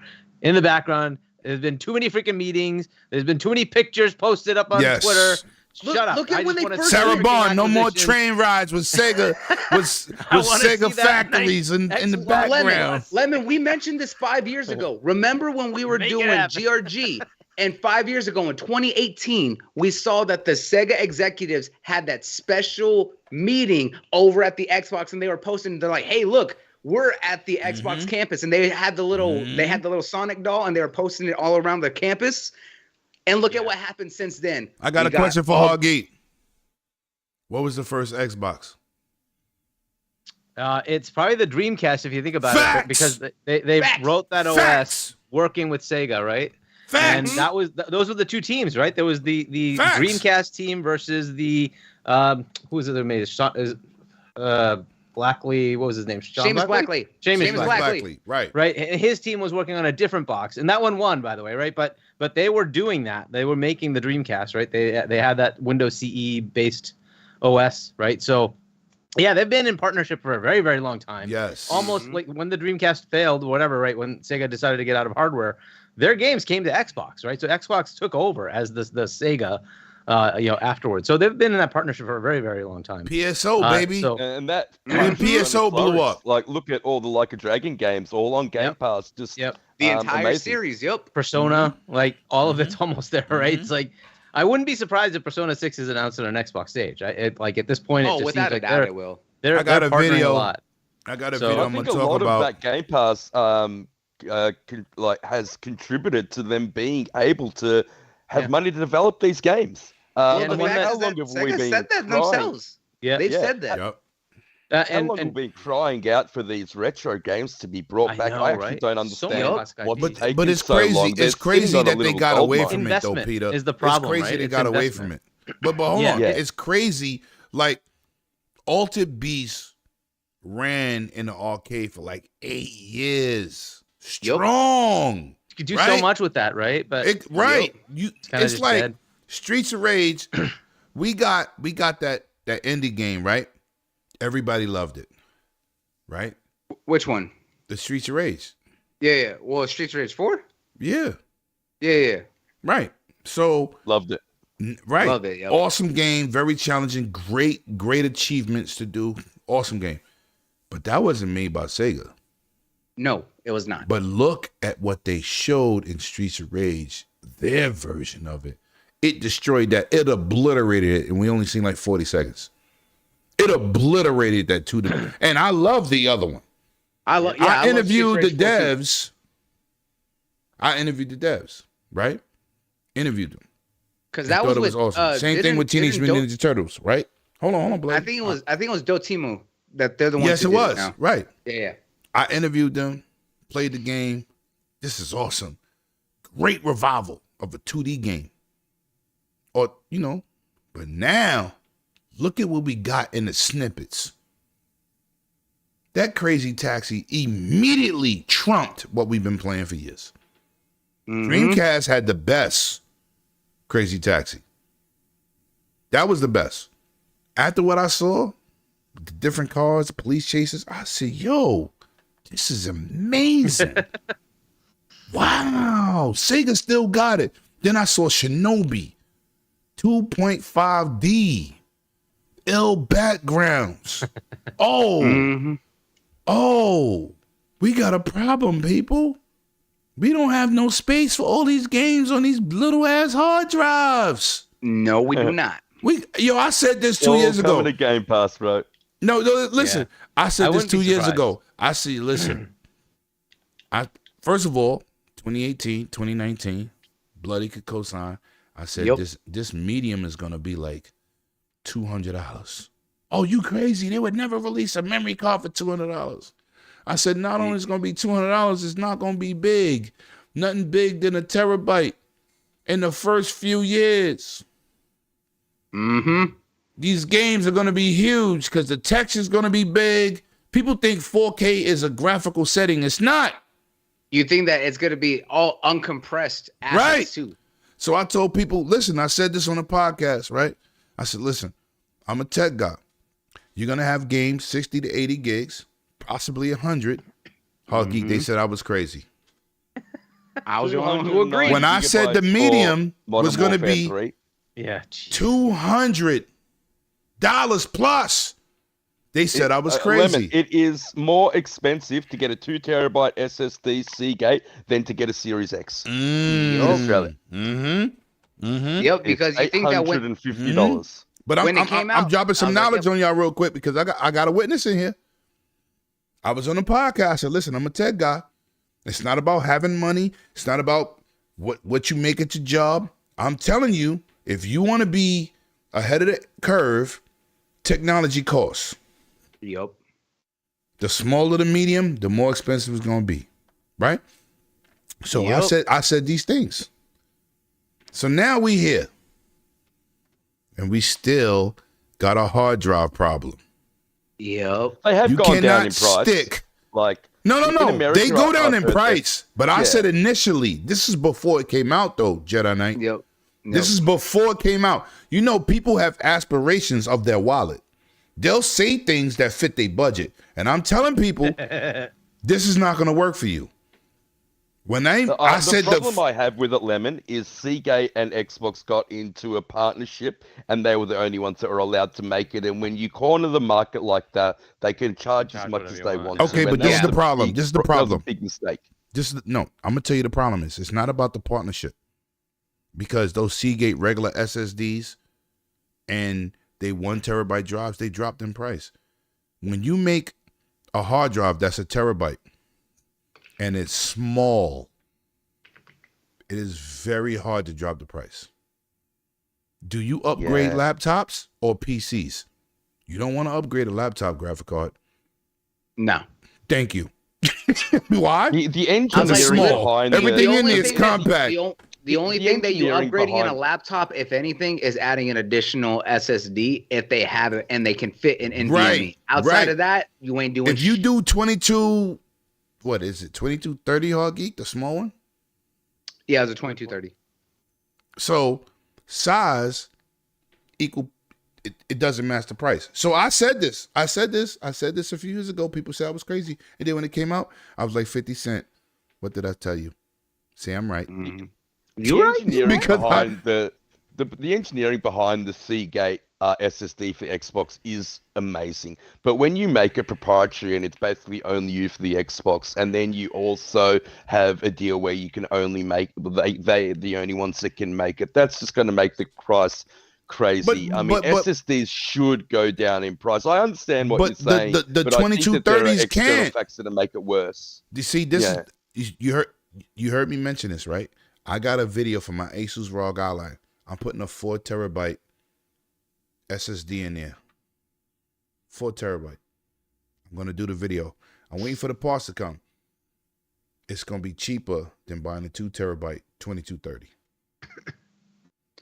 But I think what he's also getting. Stay tuned. I think what he's also I getting. got you. I think what he's getting into as well is that when you have proprietary, I was like, it's great for those who understand the hardware, because we understand like the work that went into the velocity architecture for making the Series X run as fast as it does, because we've heard at length of, and you've talked to Jason Ronald and everything else here. But I think I understand where he's coming from, is that having only one manufacturer who's partnered to be able to utilize that process and understand. But that's not why it's expensive. That's not why it's expensive. But I'm just saying that's one part of it, because the fact that look at what happened with Sony. Sony did the proprietary memory issue way back with the PSP and the Vita. Remember that? And look at what and look at how that happened. But that wasn't proprietary. That was theirs. That is it was proprietary, but I'm saying it was first party only. Nobody was allowed to make that. But listen. When they made the Seagate, and we getting off topic, but when it came to the Seagate on last gen, it just was an external drive. Yep. But this time it was proprietary, but it's really not. It's really a 2230 in there. They just made the casing to go around it. But 2230 is expensive because it's right. It's small. The heat dissipation and all that kind of stuff that they incorporate into it. You've got to be happy with the engineering that's been put into that thing. I think it is fantastic. People don't care about that, Peter.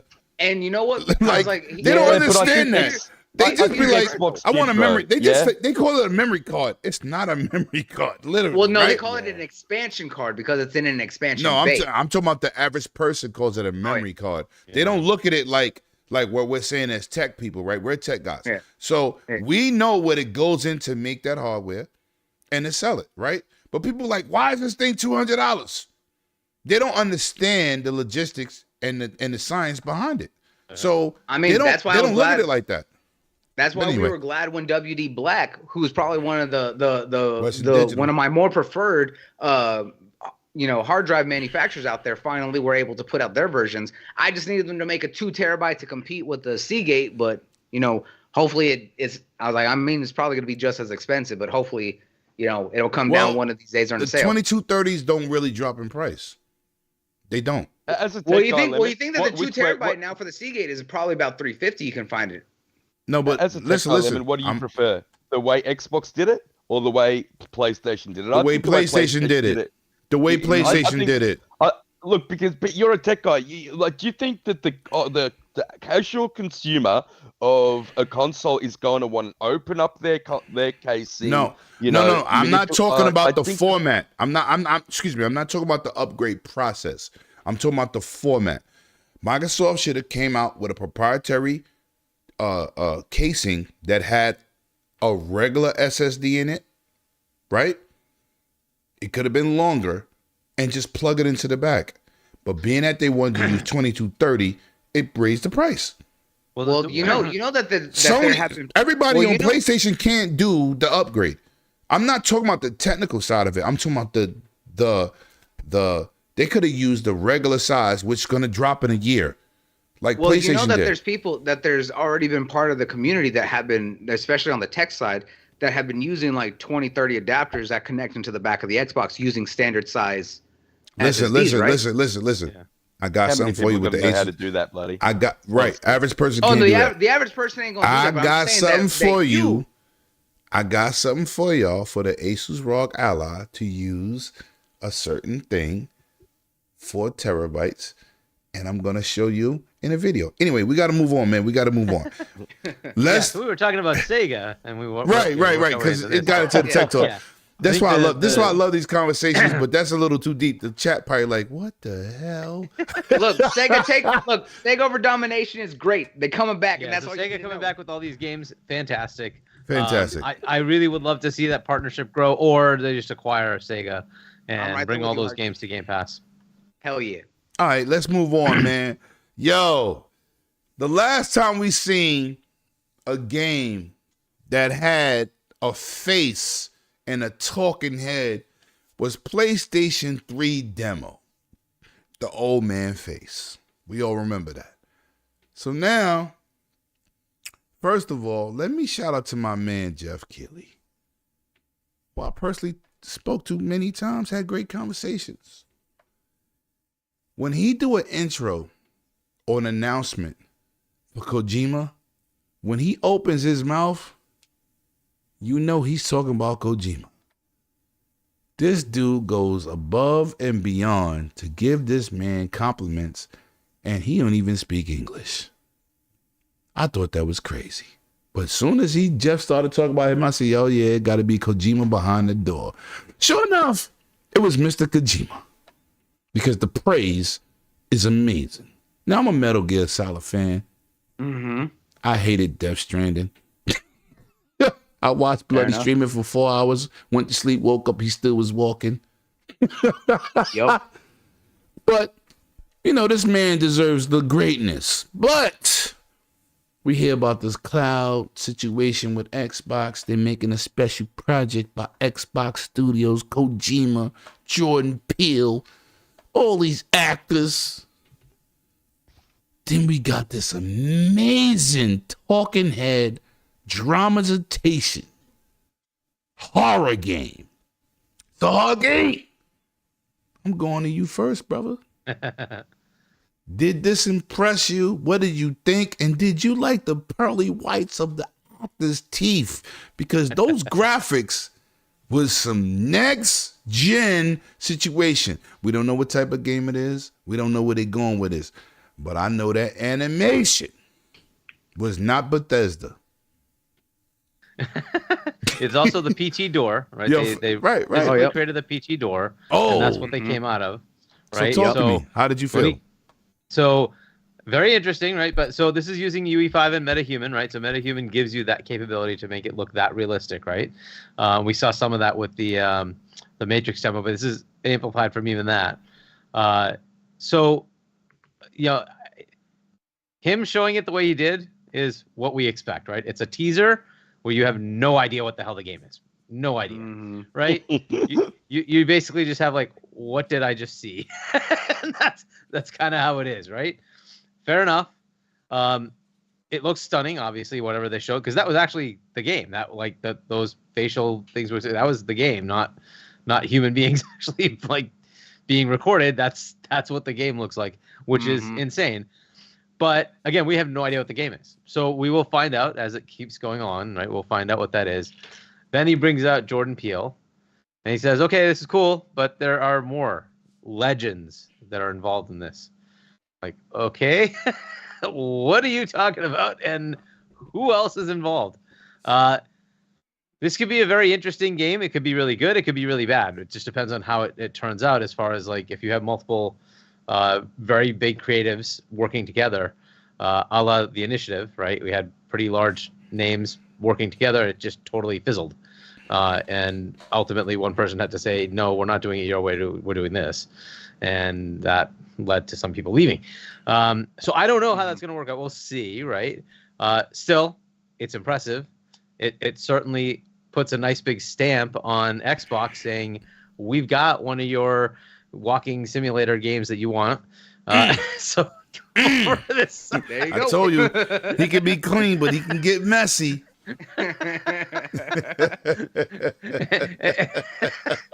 And Game Awards say, Jeff, we got your favorite dude making an Xbox exclusive. And I don't know if you noticed this, but Xbox got a lot of airtime, right? Like the awards, like winners didn't get the airtime that Xbox got. They had a whole like Senua Saga, but whatever music thing, and then they went into the actual trailer, and they had this whole thing with Kojima, which lasted, I don't know, it was like 8-10 minutes. It was quite a while, right? They just kept talking about it. So they got some airtime. But yeah, so I think that's the part that's very interesting with this. The game may be good, maybe bad, we don't know. But from a Japan perspective, from an Asia perspective, it's a hit.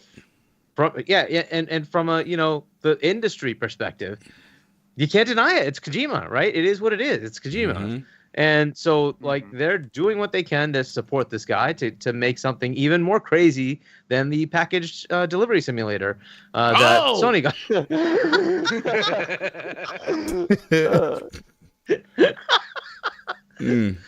Let's hope this game doesn't require you to play for 25 hours before you actually think it's a good game.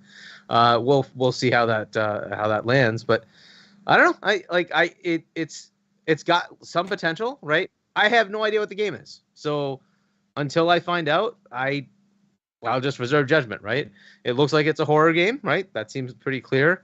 It has some ties to PT. Like, they didn't physically construct that PT door for nothing, right? So there's got to be some tie to it. What does that mean? Like, is this like, because was that supposed to be something to do with Silent Hill, right? And if it is, then is there a partnership going on there? I have no idea, right? But we'll just have to figure this out as we move along. My guess is this is still years away. It's fine, whatever. And we'll see more and more of it probably every Keighley show. Mm-hmm.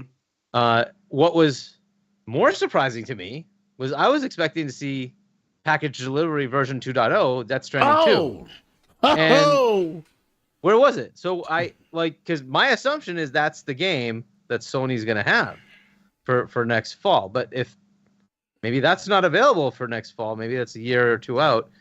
What's their roadmap looking like? We'll see. I don't know. Maybe they have something for PlayStation. They ain't got no roadmap, man. So, I mean, they have these third-party deals, right? They have Rise of the Ronin, Stellar Blade. They have Final Fantasy VII. Is Rise of the Ronin exclusive permanently, or is it time exclusive? I'm going to believe it's at least console exclusive because PlayStation is publishing it. So if we get it on other platforms, it's going to be published by another company. And you can't say that. They just got As Dust Falls. And shout out to my homegirl that pulled up on stage that I interviewed in New York City. Shout out to her with them sexy leather pants on. Let's go. Oh my goodness. I was like, no, I'm just saying. I'm saying we know how Xbox handles it, but if you want to look at it, look at how they handled God of War, how they handled Spider-Man, and how they handled Death Stranding. Is that on console, it's published by Sony directly, but when it's on PC, it's published by another company like 505. Can I say specifically something? Can I say something bloody? I'm gonna be petty. What was that? Who publishes MLB The Show?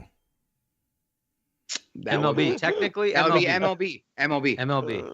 But who made the game? Sony it was San developed by Sony San Diego. And when it comes on Game Pass, what does it say? PlayStation Studios, Sony San Diego, MLB. So it doesn't matter who publishes it. It's going to be on Game Pass. Yeah, so I don't know about those ones. I agree that so if they bought the IP, then it's done, right? If Sony bought the IP, it's done. The publishing rights can still be abridged up to the point where you say, hey, we have an exclusivity agreement with you for this much time. We'll let you publish it for that much time, after which we'll take it back and do whatever we want, right? These are big publishers, right? So Koei Tecmo can decide that, hey, we want to do whatever we want to do after like 5 years, whatever that is. Because that's still the case with Neo, because technically that Sony owns the publishing rights for Neo on console. Near Automata? No, Neo 2. Neo. Yeah, those were Team Ninja as well, right? Team Ninja. Those are also Team Ninja. Yeah. But yeah, so I don't know. Stellar Blade, same thing, right? They swooped in and said, okay, we're gonna make that exclusive. Fair enough. I don't know if that's gonna stand forever. It might. So let's just presume that they are, or at least for the rest of this generation, they are. So those are exclusives to them. then you have Final Fantasy VII Rebirth. I do not think that will stand forever. I think that will actually switch. Final Fantasy 16, they had DLCs announced, and there was a caption that 12/31, December 31st, that it will no longer be exclusive. That probably just means PC is finally going to have a release. I don't know when it comes out to. I don't know if it's going to come to Xbox, but with the partnership we're getting, from Phil working with Square, maybe it does bring these games over. We'll see, right? But I doubt it. But so that's they have Helldivers, again, second party, but they own the IP. And then what else do they have? Well, they have that Last of Us remake. The $10 upgrade. Remaster, whatever. Last of Us Part 2, remaster. I think ask them to remaster Last of Us. I was like, honestly, I think those are the big ones. Is that it's like Rise of Ronin and Helldivers 2. I think those are the big ones. Yeah. And then, of course, That's Final why I bought Fantasy that DualSense, right? I ordered it today for Helldivers because I want the hairpin triggers and, I cut off the haptic feed. I hate that, but I think it's stupid. Stellar Blade will be big.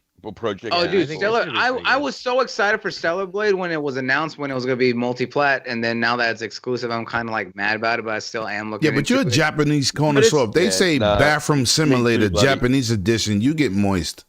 No, that combat looks fire, bro. That combat looked fire. It does. It looks great. I loved it when it was under Project Eve. I was like, I loved it. This is why I can't stick to a platform and hate on another one. This is exactly why, because when let's say I didn't buy Mario Wonder yet, right? I'm going to, but I cannot be a gamer and look at something else and envy it and then hate. Oh, I would never buy that console. You're weird. If you do that, you're weird because gamers want to play games. So I would never be that guy. But anyway, it gets expensive, Lemon. It gets no. Bro. This is the problem. Yeah. Being a multi-console gamer, the worst part of the year is holiday season when everybody drop their games, right? Mm-hmm. Some people walk in there and say, I only could get 2 games. I got bills. I walk in there and buy everything, but I'm irresponsible. So I know what it is. Everybody wants to play everything, right? Like I have a Switch, right? I don't like Breath of the Wild or Tears of the Kingdom. They can kick rocks, but I want Mario Wonder. I'm not a Pikmin guy. What's the other game that came out? There's another game that came Mario out. Nothing but good things about Mario Wonder, bro. So I think you really enjoy that. Super Mario RPG was the other one that came out. I don't play that. I didn't like the first one, so I will never buy that. There's something else that came out from Nintendo. I said I got to get that too. But what I'm saying is, recently I had a problem with Xbox. I didn't buy Armored Core. I bought Unreal 5, UFC 5. I bought RoboCop. We not going to even What's count. RoboCop like? Armored Core is Armored Core is like a hardcore action game, especially if you like it. RoboCop is amazing. It remind you of the movies. It's not I gotta get it. Bro. No. Wait for a sale. But I'm telling you, I was going to. The cut scenes. It's very nostalgic with the robots, how they be killing people and they be trying to shut them down. Yo, it's crazy. It's very graphic, but it's definitely RoboCop. So yeah, me too. I also want to get Avatar Frontiers of Pandora as well. Oh, I think that looks really good. This was crazy. Armored Core, I almost missed out on I missed out on it as well, bro. I wanted to support it because it's a From Software game. Yes. Man, I just didn't look like something that I would enjoy. I got Atlas Armored Core I didn't play. Armored Core is legit though. I was like, Armored Core is awesome, but that's a game I didn't play. I didn't play Unreal. UFC 5. Yeah. I bought Getting the back to OD, edition. but I just wanted to quickly talk about that. That game, if it is a game, I gotta give kudos to Kojima, and I think he's only one of the people in the industry that can get away with doing something that's so different. He had 10 minutes up there. We still don't know what the hell the game's about. He's saying it's a game. No, there's 2 people that get away with that. There's 2 people. That dude that makes Alan Wake. Oh yeah, Sam Lake. Yeah. Sam Lake is different. Yeah. He different, man. But the thing is hit different. But the thing is that Remedy has proven themselves over 20 years. No. Do you think Kojima hasn't proven himself? No, what No, I I said, get that, no. but what But I'm bloody, saying hold is on. that- What I said was, there's certain people that make a game and you don't know what it is, but you're intrigued. What Sam Lake did with Quantum Right. Break was very innovative. Yeah. Right. You're intrigued. I remember when they showed Quantum Break and he was pushing the glass to the side and they froze the screen. And it was like, that's not gameplay. And then when we got it, even though it was 720p to 900p, right? Mm-hmm. That was gameplay. Oh, the innovative part was actually telling a lot of the story through Oh, a half-hour amazing, TV show. amazing. And making choices through that, like a Amazing. choose your own adventure. That was just amazing. Yo, shout out to my and- fake and- Xbox people who didn't and- support that.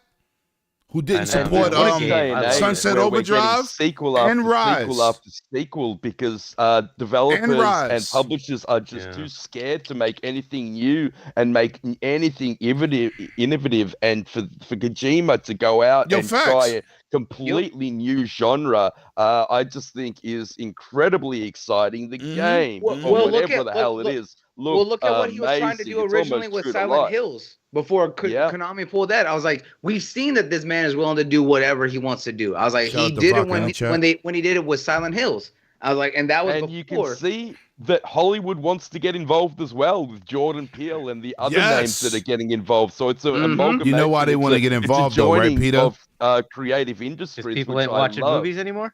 No. You know why they want to get involved? What is the Oh, biggest man. entertainment industry on the planet? 1 trillion a year. Well, gaming. Gaming. brother. Gaming. Yeah, man. They all want they want a piece of struggling that over pie. there. They want a piece of that pie. They struggling. But anyway, let's move on, man. I want to talk about these game awards, right? And I got some trailers popping up. This is what I want to do with you guys, man. Shout out to y'all in the chat. Shout out to everybody that's pulling up. The Lakers about to come on, but I'm still gonna keep the podcast popping. There was some notable things in the gaming awards, and I didn't support the Gaming Awards for one reason. Shout out to my guy, Paris Vicious, right? I keep telling people be like, yo, I'm an insider. I'm not an insider, but I know a lot of people. I know Paris. We had a conversation in his space. That's the definition of an insider, bro. Nah, but I don't say that. I don't say that because a lot of people that use the word insider, Peter, they be lying. Oh yeah, without a doubt. I'm outside. I'll be outside. So I know people. You right? just said that you talked to Jeff Keighley. You just said that you know. No. These are people that are literally but I'm not an insider. I'm not an insider. I said I'm not an insider. Yes, I know people. He's not claiming that he knows all this stuff that's going on. Right. But he can't talk about it. I don't do fake news, bro. But I do know these people. I sit down. They be like, yo, Lemon, we can have a conversation. Shout out to my man, Paris Fisher. He had the space. And I said, everybody put a lot of validity and stance behind these game awards, right? Hargeet is a good dude. He went to the game awards, right? A lot of things that these game awards and present is not opinionated by the gamer. So I don't want to support something that don't represent us. Because that's why I'm here. That's why I do this channel. Because I want to represent the gamer. But I'm saying certain things for a certain reason. I'm not an insider, but I know Paris Vicious. I know several other CEOs, right? And I post my pictures. I do what I do. But what I'm gonna say this: when we get out here and we do this content, that's what matters. We outside. We're not talking. I'm not a living room dude. You can't say, yo, Lemon always talking trash, but he's always in his house. No, I'm out at these conventions. I fly out, spend my bread. I do what I do. But with this show being what it was, I didn't stream it live. First of all, I had to work, so I couldn't do it. But I was very impressed with this show. And I'm going to tell you why. We see more game trailers than goddamn award winners. Facts. I thought Sony was going to try to take everything home because, they have a dominated PlayStation board. Didn't happen. Okay, Baldur's Gate won everything. I'm good with that. But I'm going to say this. They shared the limelight with Alan Wake.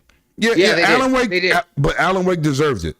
Yeah, Alan Wake was amazing, and I personally love Baldur's Gate just as much as Akumu has talked about it on the show. I was like, they done amazing, like especially Neil Newbon. Surprised. I was gonna say, there was a lot of great stuff all the way around. But I say things like this. I watch this show for game reveals, things that get me excited. Wu-Tang got a date, August 2024. Yep. All platforms. Great situation. We seen the Kojima. We seen all these things, right? So my thing is, I want to know from you guys in the gaming in the gaming awards, what game got you excited, and what is it doing for you, or anything else with the gaming show that might be maybe something I missed. So talk to me. Start off with you, Peter. What did it for you in the gaming awards? Well, obviously, one was a big standout for me, Blade. That looked amazing. Arcane are a great studio. I don't think Hold on, let me go get my KY jelly. I don't think they hit the ball with Redfall, but Facts. I think Arcane doing a third-person action adventure game That's what with they do. such a fantastic protagonist. Well, no, they make first person. No. They make third and first. No. But they're a great single-player, story-driven studio. But Arcane has specifically made nothing but first-person immersive Sims. Dishonored is first-person. It is first-person, so is Prey. So is Prey. That's what I'm saying. They make that it's going to be a third person. Yeah, exactly. That's what I'm saying. Is that they're known for first-person, so that's why third-person is different for them. But I'm excited to see what they do. It's still story-driven. Let him finish. Let him finish. We don't get to you, bloody. Let him finish. So that was definitely a standout for me. Exodus from the guys that formed the studio from ex-BioWare developers making an RPG. I mean, look, been crying out for a good RPG, brand new universe to explore. Matthew McConaughey coming on stage, another Hollywood big shot coming on. I mean, the gaming is just massive now. Massive. And when you're getting games like Matthew McConaughey coming to these things, it just shows you how far gaming has come, man. Yes. Hellblade 2. I mean, we finally got to see some combat. I mean, we know that game is visually spectacular. No. I need you to say that again. No, say that again. Rewind. Say it again. Hellblade 2 looked visually spectacular. Yes! Yeah, man. Look, it looked absolutely amazing, but we needed to see some combat. You know, everyone is crying out to see some combat. We got to see that combat. It's visceral. It's bloody. And not only that, it looks in depth. Like, I love Hellblade 1, but the combat was very minimal, right? I don't like Hellblade 1. I'm gonna say it. That's fine. I like the story, but it's the connects story's more fantastic. Yes, and like I said, Hellblade 1 connects with me more because I have a personal connection with the mental side of things, right? I was like, but that's why I said the combat was very minimal. You look at Hellblade 2 and what they show, it is so in-depth and so much more mixed up. And I love that they're like, all right, we know what our story Let Peter finish. I know, it's all good. This is the conversation, bro. No, it's all good. Honestly, I'll say one more so you guys can get your thoughts in. But no rest for the wicked. I've been waiting for Moon Studios to make another game since they made Ori, which I think is one of the best games ever made. I mean, the emotional drive within Ori. I shed a tear during that game. It is just a beautifully done game. It's just fantastic, and No Rest for the Wicked looks like a dark, nightmarish fable. Love the art style. I'd not like to see more about Absolutely agree. So that's the only game you want to talk about? No, you got to give me some more. And then Sega, bro. Like the Sega back-to-back montage was amazing. Yep. Absolutely. Okay, Bloody, I'm gonna get your bars off because you are the most interruptive good guy I know. I can't help it. I was like, we're all having a conversation. Boca, pendejo, you heard? Go ahead. Hey, pinche la chingada no contigo. Yeah, whatever. It doesn't matter. Let him talk. Anyway, go ahead. We were all that's my Puerto Rican side, Peter. See? Go ahead, man. It's your turn. There was just so much to talk about and so much that was revealed that has me excited. I was like, honestly, Team Ninja cooking with Rise of Ronin looks absolutely phenomenal. Makes me glad I have a PlayStation because I don't care that it's exclusive. I was like, I would love to play it on my platform. But the fact is that I'm still going to buy that game because Team Ninja doesn't miss. No matter what game that they have done, they have made it great. Whether that's Ninja Gaiden, whether that's Neo, whether that's Wolong, and now with Rise of I don't like Wolong. I don't like Wolong. That's perfectly fine. You cannot like it. I was gonna say, I personally think that I was gonna say I love it. I was gonna say, but Team Ninja has not missed, and that game is gonna be great for those who enjoy it. Windblown. I was like, I love Dead Cells. I'm a sucker for roguelites. I was like, the fact that they're making a multiplayer version of that and going over like balls to the wall with it. Windblown looks great, and I'm excited to play that because Baby Dragon loves Dead Cells as much as I do. So you know that me and him are gonna be all over that. What else came out? Obviously, we already knew that Sega's taken over. They had their showing, but finally get to look at another look at Metaphor ReFantazio coming from the Persona devs. Looks great. I can't wait for that one. I agree with Peter. Exodus is going to be great. I love space. I loved Interstellar. So seeing Matthew McConaughey talking about a game that has that same feel has me excited. There was just so much to talk about that was from there. And especially shout out to the Nakamura Ikumi-chan because her showing off finally what she's done. No, we need you to repeat that. Nakamura Ikumi, who was the creative director for Ghostwire Tokyo when she was still working at Tango Gameworks before she left to go and make Unseen, and seeing that little glimpse of what she's been working on with Komori has me excited. I was gonna say she's still as bubbly and adorable as ever, but that game looks hype as hell, and I cannot wait to see what they do more. You moist. I was like, she's adorable. I was like, but there's just so much to talk about. The fact that we got a day for Black Myth Wukong, I was like, that has me excited. And finally, I was like, y'all know that I'm a JRPG enthusiast. You know, I love my Japanese games. The fact that Xbox is finally getting a Mana title had me excited, showing that Square Enix was people missed that. They missed that. They missed that, bloody. I'll say, so for those who ever played any Mana game, whether that's Secrets of Mana or anything else, the newest title, Visions of Mana, is actually going to be on Xbox day and date. And we're getting a physical version of it too. So for all my friends out there, go and get it. All right. Mr. Hargeet, sexy beard man, you heard? Talk to me. I want to know Game Awards. What did it for you? Don't matter what it is. It could be an indie title. It could be a third person. It could be a first person. It could be a AAA, AA. Don't matter. Bro, talk to me. What you got? The most important announcement, Pony Island 2. Hell yeah. Hell yeah. I told you, he can be clean, but he can get messy. I'm right there with you, Hargeet. Pony Island 2, let's go. They going to the circus now. Yo. Okay. Yo. All right, stop laughing. All right. So I liked a lot of the announcements. A lot of the stuff you guys mentioned. Sega certainly was really cool. Xbox to me won it because they had OD. No. Why they won it? Why? Talk to me. The music, right? They brought Hellblade's music. And phenomenal show.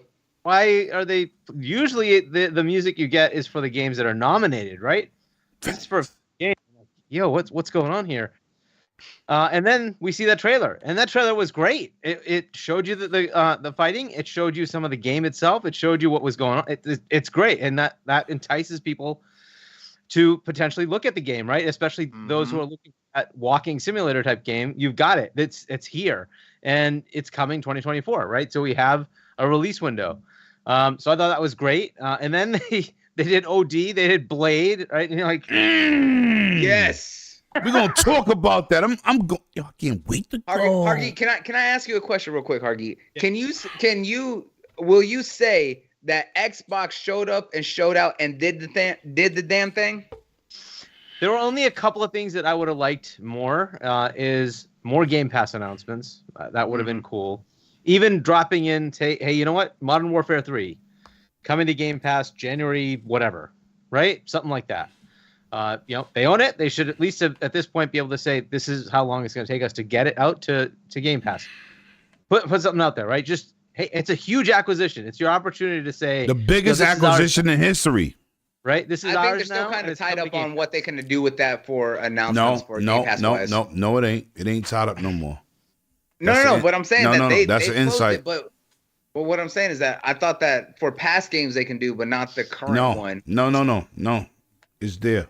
They can do it. They're gonna make a special situation. Anyway, continue. Yeah. So anyway, so that would have been cool. The screw up that happened with Baldur's Gate, right, where when they went up to accept the award for Game of the Year, they got rushed off. But they were supposed to tell you now on Xbox. Right now, as of today, right now on Xbox, right, and I would have loved it to also say and in Game Pass, but neither of those came.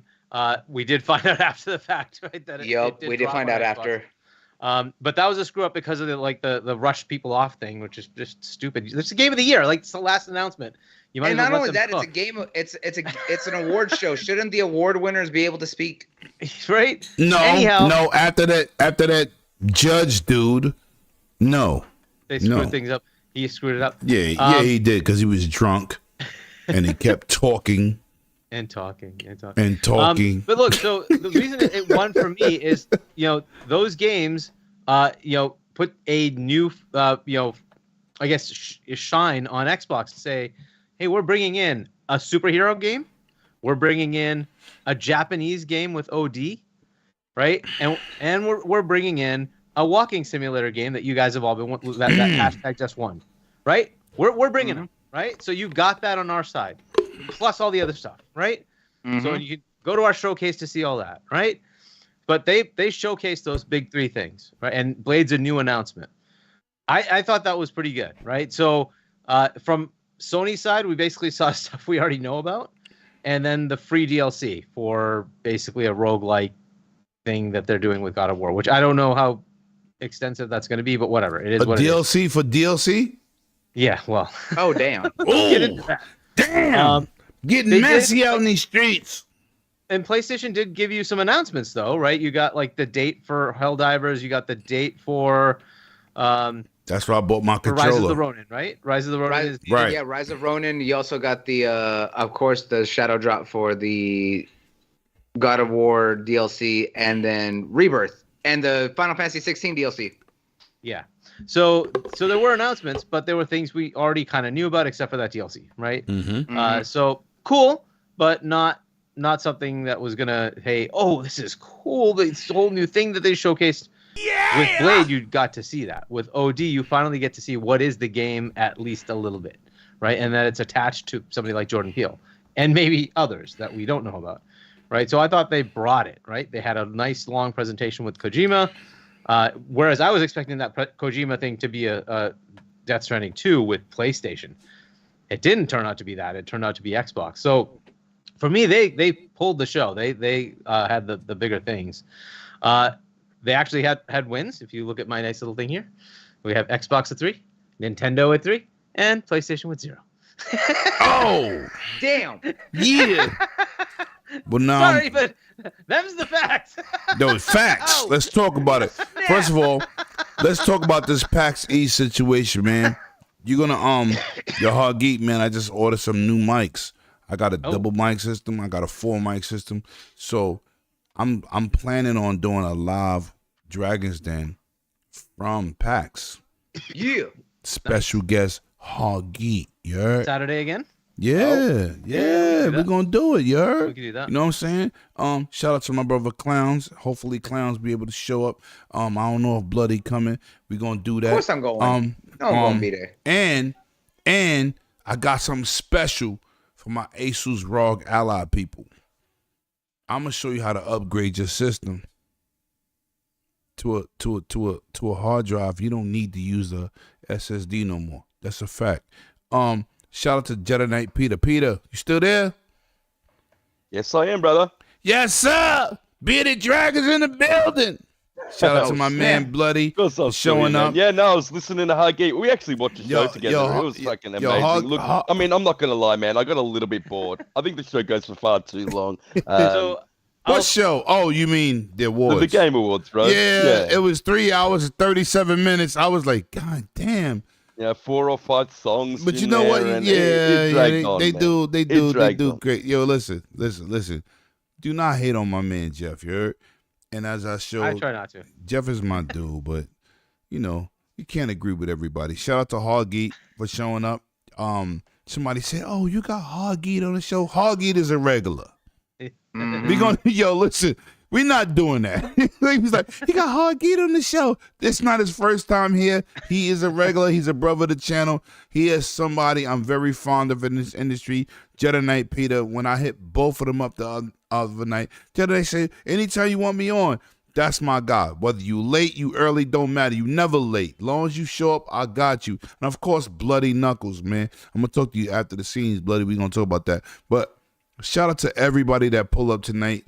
Let's go to the dude that's the furthest away. Mr. Jedi Knight Peter, a.k.a. Riskus Baby Voice. Oh, wow. Damn. All right, well, I ain't coming back next time, bro. He gonna be like, I'm never coming back after that. Thank you very much for inviting me, brother. Yeah, I mean, bro, look, you got a great show. You got a great thing happening here. We've done about just as many shows as you've done on Xbox Infinite. I think we were on our 101st show last week. Nice. Again, I think you're on 105, something like that. So yeah, I'm on we've 105, been doing this bro. a similar time, man. Great fun. Love this community. Love talking gaming. Love talking to people that actually know what the hell they're talking about, man. And this is a great week. We had the Game Awards. We had GTA 6 trailers. So love shopping up with you guys. Yes. Yeah, you can find me everywhere at Jedi Knight Peter. I'm also on Xbox Infinite with Brisket for the Biscuit. Infinite Umbra, who's in the chat. Thank you for coming through, brother. And that blue number at 7 p.m. Eastern Standard Time, 11 a.m. Australian Eastern Daylight Time on Friday for America, Saturday for Australia. Facts. Thank you for having me, Lemon. Yo, come on, bro. You always welcome, man. Yo, first of all, you always pull up when I ask you. You've never let me down, man. And I rock with you. I told you, I rock with you all day. Even Risk It. Couple people in your chat, you know what I'm saying? Y'all dudes are amazing, man. And I love to go into the parties and talk my ish. And just to be around y'all dudes is amazing. Just plus y'all opinions and gaming situations. Everybody's different.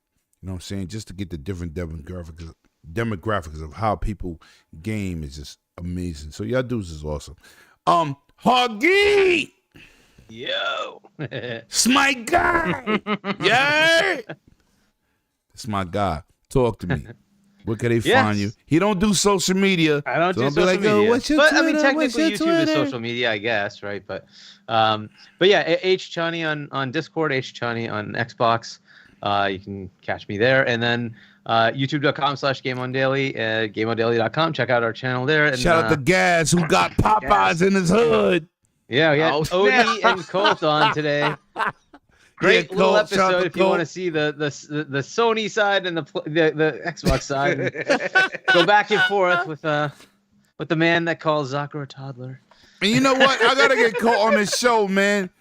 Listen, I gotta get Colt on the show. Colt is my personal fucking friend in real life, like on some real stuff.